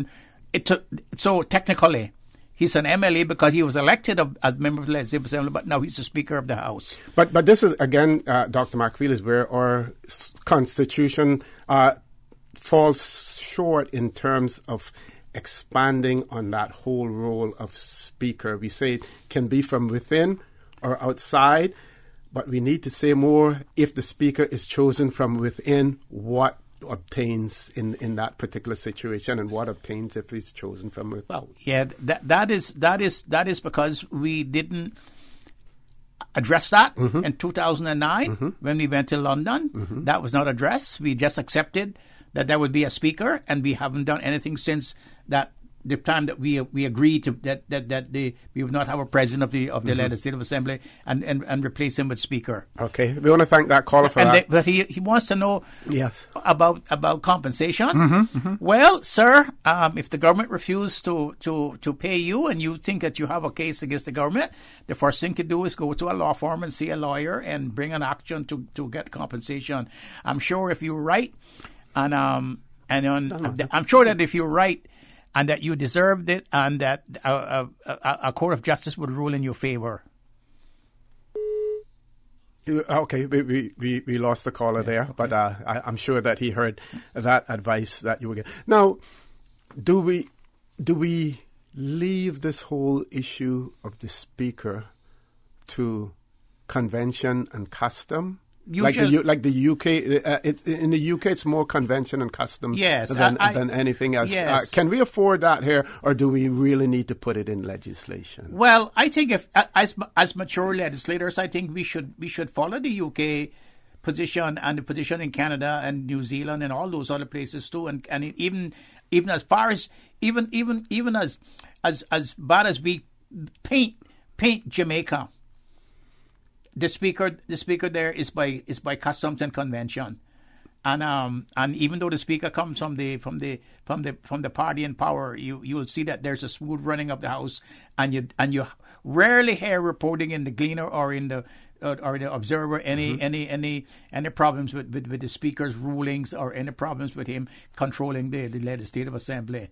Because the legislature in those places are made up of people who understand the rules of governance and the rules of debate, and really have respect for the rules, for the parliamentary procedures that have been handed down to them through the Westminster system of government. Okay, one of the visiting British MPs, Henry Smith, said that it was important to have a level playing field, not just with regards to the different ways the Crown dependencies are being treated from the British overseas territories, but also the inequity between how beneficial ownership information is managed in the UK and how it is managed in the territories. Any comments on that, Doc? I agree with that. But remember now, the British Crown colonies were not colonies. They were never subject to invasion or any treaties like the especially the Caribbean overseas territories. They were never colonies. They were never conquered by United Kingdom. They were part of the British Isles, and therefore that's what they call it. They were part of the Crown properties, and so they really are bailiwicks of the Crown. And therefore they're in a whole different historical perspective than the overseas countries and territories. But I believe that in today's world that there should be a level playing field between us and them. And then our good friend Andrew Rosendale, in responding to questions about the suspension of the then Governor Anwar Chowdhury, and the possible appointment of a local governor, which was being touted by many here in the Cayman Islands, although we knew that would never happen, not in this day, not yet in this day and age, and we're not sure when. Mr. Rosendale said the territories should have a say in the choice of governor. However, he said that the primary role of a governor is to uphold good governance and needs to be someone who is independent of that territory. Is he saying basically that you, if you're a member of that territory, that you can't have good governance unless you're someone from outside of the territory? A whole lot for me, Dr. Macfield, when we return from this break. Please stay tuned, folks. Talk Today. We'll be back shortly. From district to district, moving through the waters to Cayman Brac and Little Cayman. Your station, your voice. All things Cayman. One radio, many people. This is home. Radio Cayman in the Cayman Islands. Radio Cayman. Radio Cayman's newsroom. These are the biggest stories right now. Police are looking for anyone who may have witnessed an alleged assault on Sunday. Officers were called out to a report of an assault at Smith Cove. It was reported that a woman and man were at the location when the man became physically aggressive and prevented the woman from leaving. A struggle began, during which the woman was struck in the face by the man. People at the location came upon the incident and called the police, at which time the suspect left the location in a vehicle. A 31-year-old man of Georgetown was subsequently located and taken into custody on suspicion of assault. Good afternoon, I'm Dion Anglin with your headlines. In news elsewhere, Prime Minister Pedro Sanchez has said Spain will reject the draft Brexit withdrawal deal without a clarification of the text on future talks on the status of Gibraltar. Spain maintains a claim to the peninsula ceded to the British Crown under the 1713 Treaty of Utrecht. It wants to ensure that future EU talks with the UK do not cover Gibraltar. People trapped in a falling lift in the U.S. city of Chicago thought they were going to die as they plummeted 84 floors to the ground. 6 people, including a pregnant woman, fell from the 95th to the 11th floor in a skyscraper formerly known as the John Hancock Center early on Friday morning. They then texted friends who called the emergency services, and they were freed after a 3-hour ordeal. And a sperm whale that washed ashore a national park in Indonesia had nearly 13 pounds of plastic waste in its stomach. Items found included 115 drinking cups, 4 plastic bottles, 25 plastic bags, and 2 flip-flops. The carcass of the 31-foot mammal was found in waters near Kapota Island in the Wakatobi National Park late on Monday. That's a wrap of your headlines. I'm Dion Anglin. Radio Cayman, the voice of the Cayman Islands. What's happening in your community? News and information, music and more. You can find us. www.radiocayman.gov.ky. Like us on Facebook and follow us on Twitter. Radio Cayman is your choice, your voice for today's biggest news. Radio Cayman.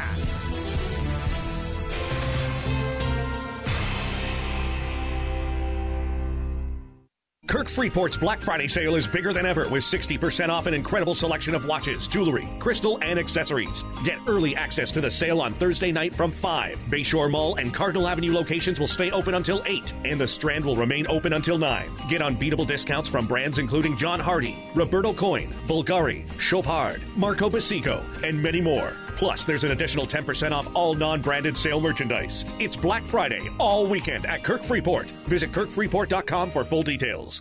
Listen to the general public. Your thoughts are just a telephone call away. 1-800-534-8255. What the public is saying. Let your voice be heard. And now, Radio Cayman's Talk Today.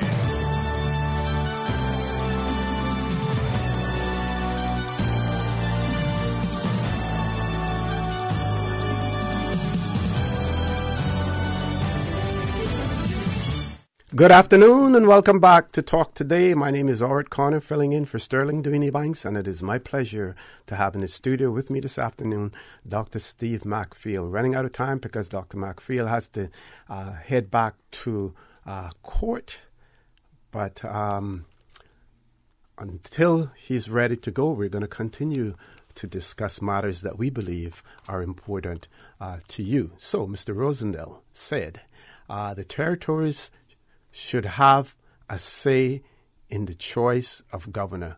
However, he said the primary role, and I'm reading this from Cayman News Service, so I'm taking it, from them and verbatim, so I'm not interpreting anything. However, he said the primary role of a governor is to uphold good governance and needs to be someone who is independent of that territory. That tells us we will never, ever have a local government, according to Andrew Rosendale.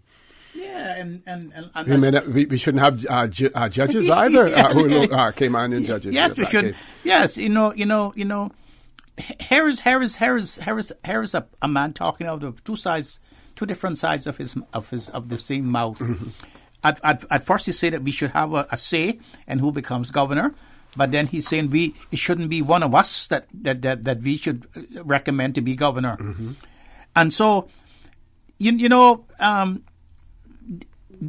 those people who really don't have a lot of power in the Parliament in the United Kingdom will say anything to you, and that goes to show that they do not even understand the provisions and the intentions of the 1999 White Paper entitled Partnership for Progress and Prosperity, which provided a comprehensive plan of action to improve the governing arrangements between the UK and its territories. He doesn't understand that at all. Well, of course, there are those who say that ship was a leaker ship rather than a partnership. Yes, that's true too. Mm-hmm. That's true too. So here it is. He wants us to be on the same par with the Crown dependencies. He wants us to have the same rights as the Crown dependencies. He wants us to have the right to sit around the table and decide who's going to be governor, but he doesn't want us to say it could be one of us. Yes. So that tells you what they think about us in the end. We are good enough to be able to sit around the table and to help to ascertain who's going to rule us, who's going to be our masters. That is what it amounts to. Yeah, we have two callers, and those callers may have some questions for you, Dr. McPhee. So we want to take those before you have to leave. First caller, good afternoon. Welcome to Talk Today. Hello, good afternoon. Good afternoon, sir. Okay, good afternoon. I just wanted to open an invitation to Mr. McPhee, Gordon Solomon here. Good afternoon. Okay, good afternoon, Mr. Solomon, yes. Mr. McPhee, you were supposed to see me in the BRAC, but we didn't get around to that. However, I have followed through with my recent exhibition, Life on the Colony. Okay. And I personally want to invite you and have your opinion on the findings from an artistic perspective. Okay. What you're seeing and some of the numbers. I did speak to you on a recent talk show, and I did speak about the numbers of the inmates, males, how many Caymanian males that we do have in prison and in the incarceration number. And from my findings with the FOI and with this artistic forum, I've actually presented some of my findings. So I would personally want you to see what I've done, and perhaps we can speak a little later on some of these issues that are important to us, such as the genetically modified mosquitoes, semen's benefits. We want to talk about things that are pertinent in this new exhibition. I think you will find it right up your field of thought. Thank you, Gordon. Gordon, I am here today. When Osteen invited me onto this program, I told him I would come, and I told him I would come after court. Well, I would just share. I haven't told him this, but I just share this with him. I didn't go to court this morning. I went to court this morning, and I was told that there was no place until later today because there were not enough courtrooms. We have 7 courtrooms going, and then we use the town hall also as a court. We have 8 in a country garden where you have 65,000 people. Other than them, you have 26,000 work permits. So you're not going to get them committing offenses because they will have to go back to their countries and lose their jobs, and they're not going to be doing that. And then you have something like 40,000 more, 30-something thousand more left. And then half of that 38,000 or something, you have children and old people who are 50, 60 years old, so they're not committing offenses, and you have children going to school. So you think you crush the numbers, and you crush the numbers, and when you realize that out of the 15 or 12, 14,000 people left, we have 7 courtrooms. When you go down there in the court, and I heard another attorney today saying to me he was depressed coming to court. He didn't feel like he should come to court anymore. And this is a person who's making a living of defending people. When you go there, the hallways are full in all the court systems, and it's our people who look like me. When I get up in the morning and I go to the courtrooms and I go down to the cells under the court, as people look like me. And at one time, I remember when I was prosecuting in the courts, I was prosecuting people who were older people for things like drinking in institutions after the permitted hours and things like that. Today, I see their grandchildren and their great grandchildren there now being prosecuted in the courts. It's a bad system. It's a terrible system. It is something that I really, sometimes at night, I don't go to sleep at night reading and trying to understand how did we get to be this way? What had happened to us along the way? What has happened to us? And how did we get to be here? And the thing about it is, Gordon, when I go into the courtroom now, it's hardly anyone I see prosecuting that I know. And it's the only people that I know are the people on the benches, but hardly anyone I see prosecuting in the places. There's always somebody from someplace else.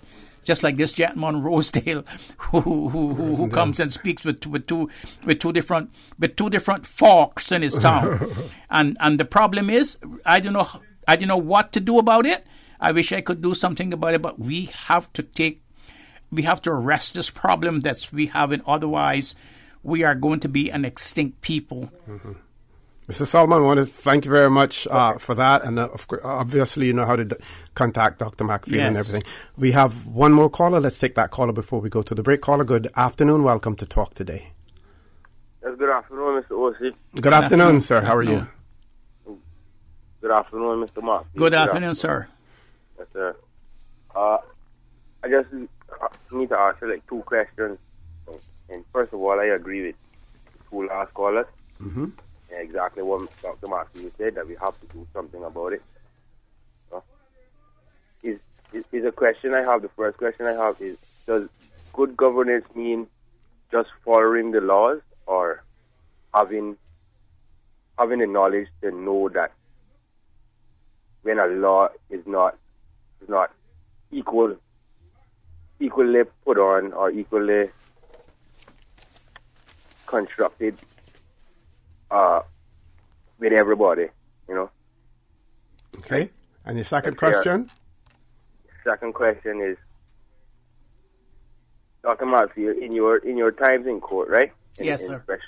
Especially right now, okay, that you hear that cannabis oil is legal, right? Yes. Some places.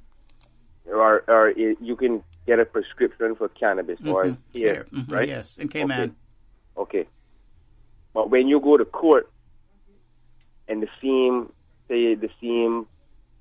plant or the same structure that gives off this cannabis oil is not named cannabis but is named ganja, can you please tell me what in the purpose in that is?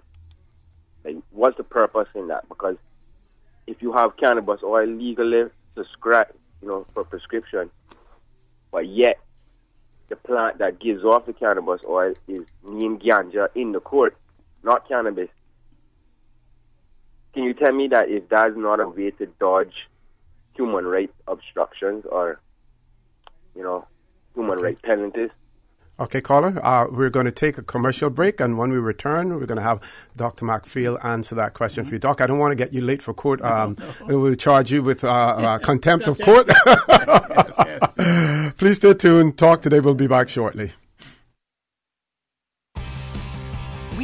like a little bit of fun. So if you're not too busy and you wouldn't mind winning some free fuel, join us at an Esso station for 1 hour every Friday while this offer lasts. This Friday, we're giving you the chance to spin the wheel and win free fuel. Simply spend $10 at the pump or in-store for your lucky chance. So see you at our H&B Shedden Road service station between 4 p.m. and 5 p.m.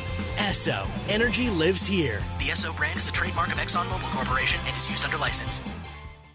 Come celebrate with Putin Cleaners as they celebrate their 60th anniversary in laundry and dry cleaning service to the Cayman Islands by entering to win big in the annual Christmas drawings. Main prize is $600 plus other prizes and surprises. Pre-drawings will take place at each of our locations: Savannah, November 24, Elgin Avenue, December 1st, and Centennial Towers, December 8th at 12:30 p.m. The grand prize drawing will be on December 22nd, 4 p.m. at Putin's main store located on 337 Easton Avenue, Georgetown. All customers with pickup tickets $17 and over, whether old or new orders, are qualified to enter. Make sure you drop your pickup tickets in the box provided at any of our 4 convenient locations near you for a chance to win big this Christmas. And don't forget, it's party time. Let us help you look your best. You feel good when you look good. We sincerely thank you for your patronage throughout the year and hope we have the privilege to continue serving you. Putin Cleaners, 949-7104. Cayman's cruise industry must be preserved and developed. It is a myth that the cruise lines will continue to call on Cayman at the rate they do now without the piers. It is a fact that the mega-class ships will not be tendered. Arrivals will decline by half over time as the older ships are decommissioned. This will hurt our economy and thousands of Caymanians who work in this industry. If we want to continue providing opportunities for Caymanians, we need the piers. Support the piers. Support our tourism. RC Fusion, featuring Billboard pop hit songs and more from the 70s to the 90s. RC Fusion. Weekdays from 10 a.m. till 12. RC Fusion. Brought to you by Country and Western. No mess, no fuss, just the best in Caymanian cuisine at a price you can afford. Country and Western now offering delivery. Call 945-4079. RC Fusion. RC Fusion. Listen to the general public. Your thoughts are just a telephone call away. 1-800-534-8255. What the public is saying. Let your voice be heard. And now, Radio Cayman's Talk Today.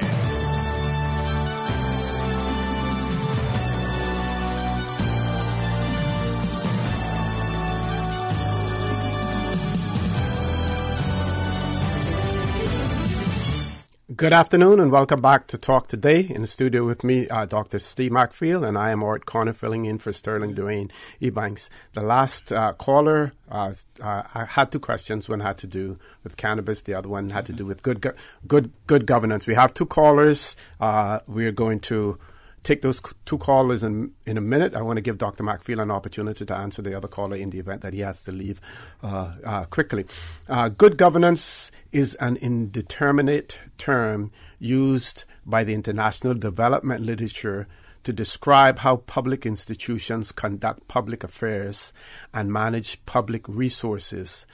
Governance is the process of decision-making and the process by which decisions are implemented or not implemented. And some of the characteristics of good governance include the rule of law, participation. All men and women should have a voice in decision-making, either directly or through legitimate intermediate institutions that represent their interests. Rule of law, transparency, responsiveness, consensus orientation, equity, effectiveness, and efficiency, as well as accountability. So those are some of the hallmarks of good governance. And the second question, he wanted to know about whether or not it was right to have the cannabis oil legalized and the ganja not legalized. Well, it's a matter of semantics.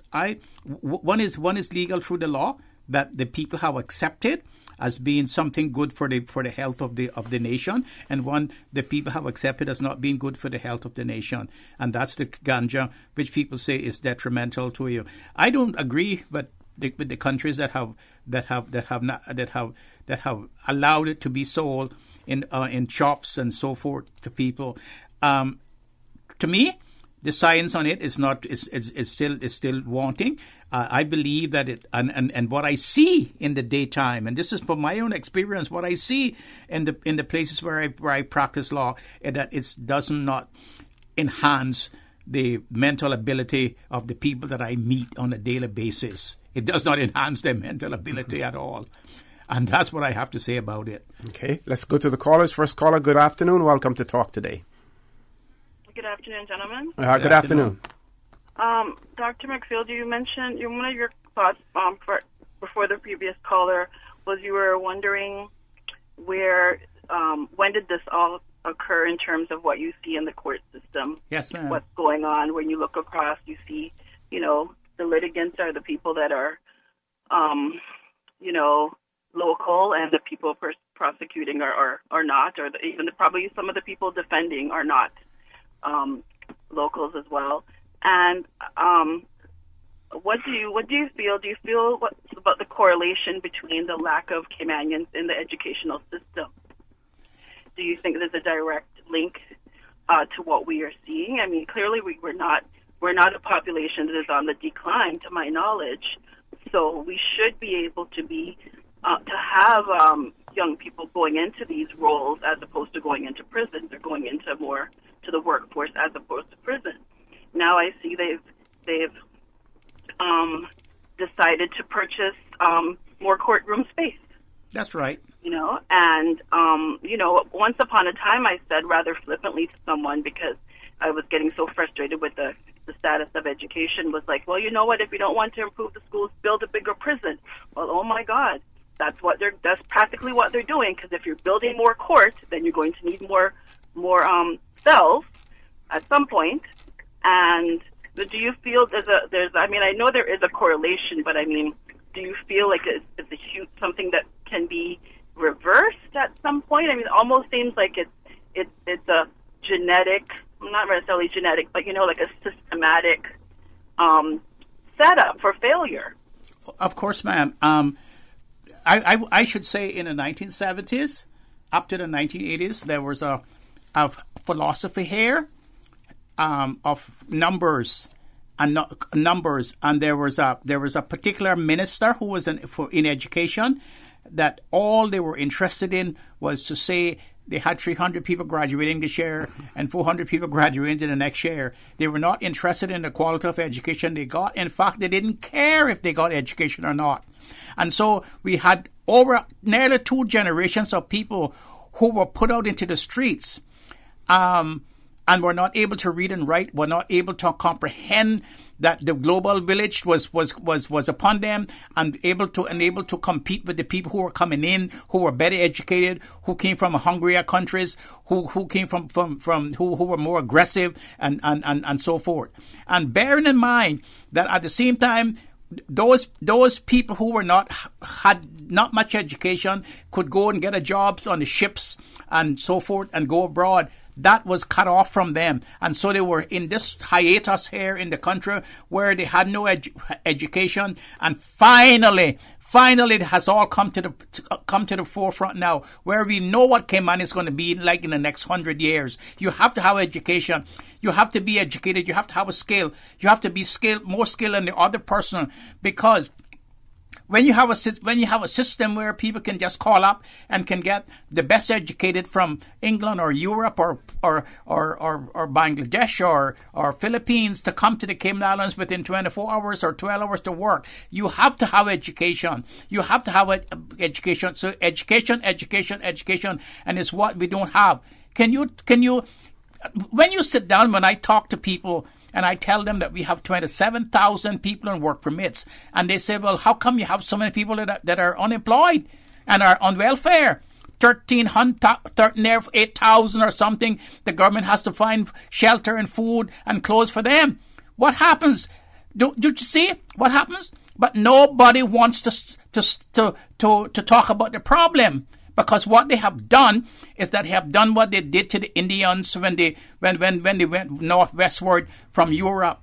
when they came to the north and they went westward to Europe, they run roughshod all over all those people. They cut off the buffalo, they cut off their grazing grounds, they put them on reservations, and then they gave them handouts. That is exactly what's happening to the people in Cayman. And so now when you start giving people handouts, they're not able to help themselves. They depend on the handout so much they become addicts, just like how drug addicts become addicted to drugs. Mm-hmm.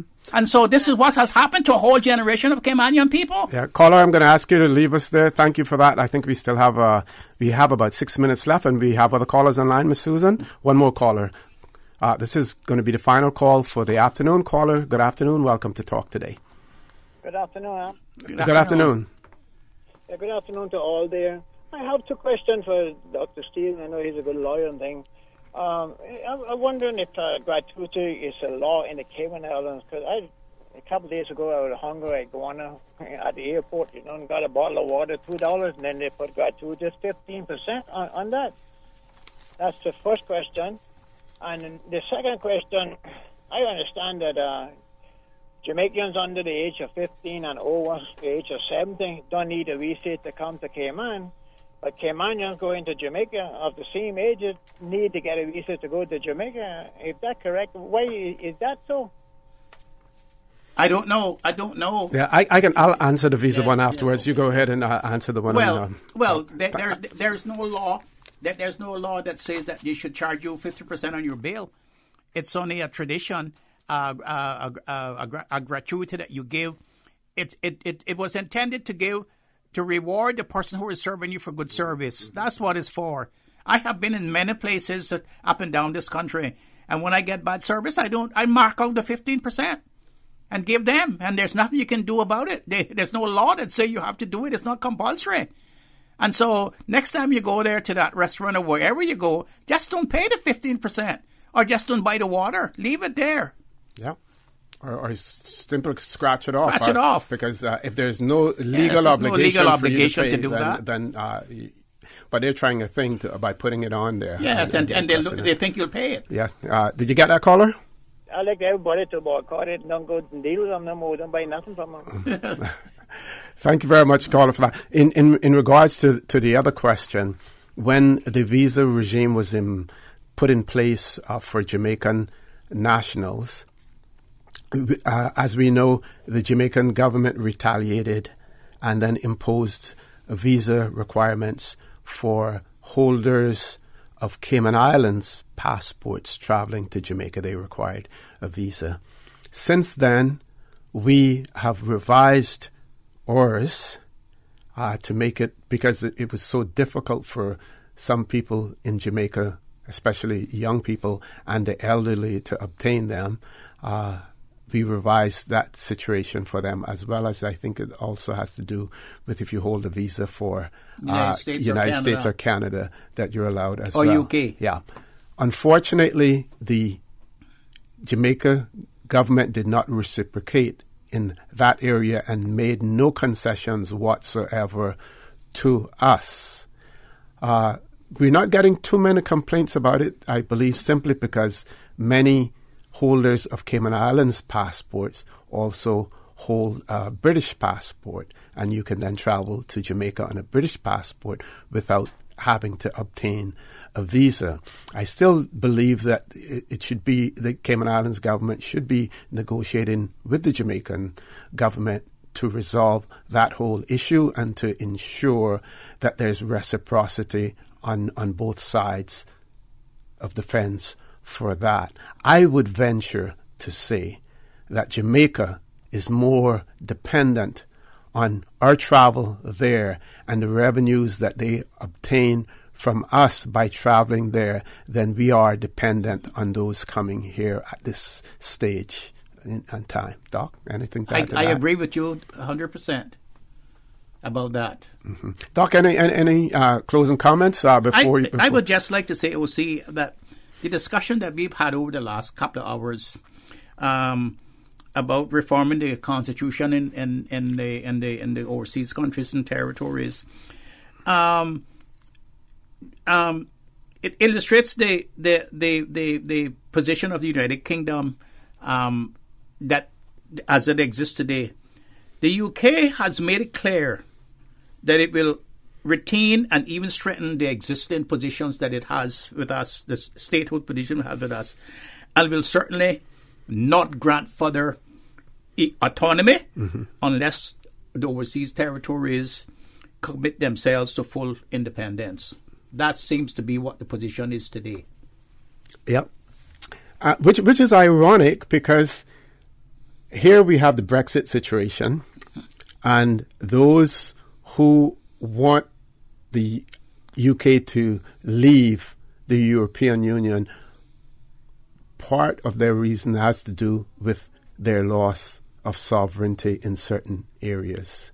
And they're fighting to retain that. We have never had sovereignty as a people. Some of us would like to have it. There are others who would fight tooth and nail to not have it because they have been addicted to being ruled by someone else. Yes. They've been brainwashed,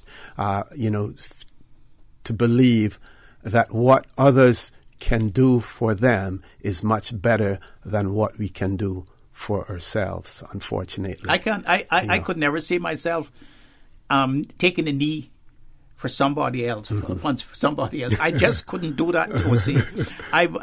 We were talking about slavery the other day, and I says I could not be a good slave. I would not have survived the whole system of slavery because I would not have bowed down to the master. He would have to have killed me. I would not do that. And the way this is, we'll see, if they had a hard Brexit, we have to be careful in the overseas territories, because remember now, I think at one time there was only 180,000 of us in the Caribbean, and they're talking about increasing the population to 100,000 and so forth. And if they have this complete administrative oversight over us, and it's their territory, you know where I'm going with this. This would be another place for them to come. Yes. To find work, to find jobs, and to expand the British government's position. And that is something that we have not thought about. I heard people talking about we would not be able to go to the European Union anymore because we would have to have visas and so forth. But look at it the other way. When they can't go to Europe now, where are they going to expand? Yeah, yes.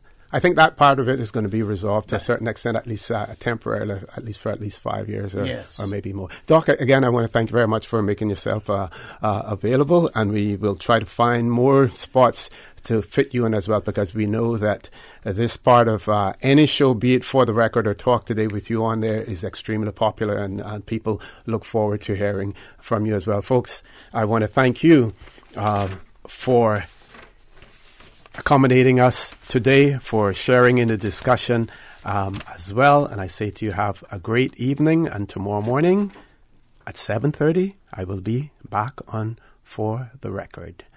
Tomorrow morning, we should have MLA Mr. Kenneth Bryan on with us as well. Thank you. Have a great day.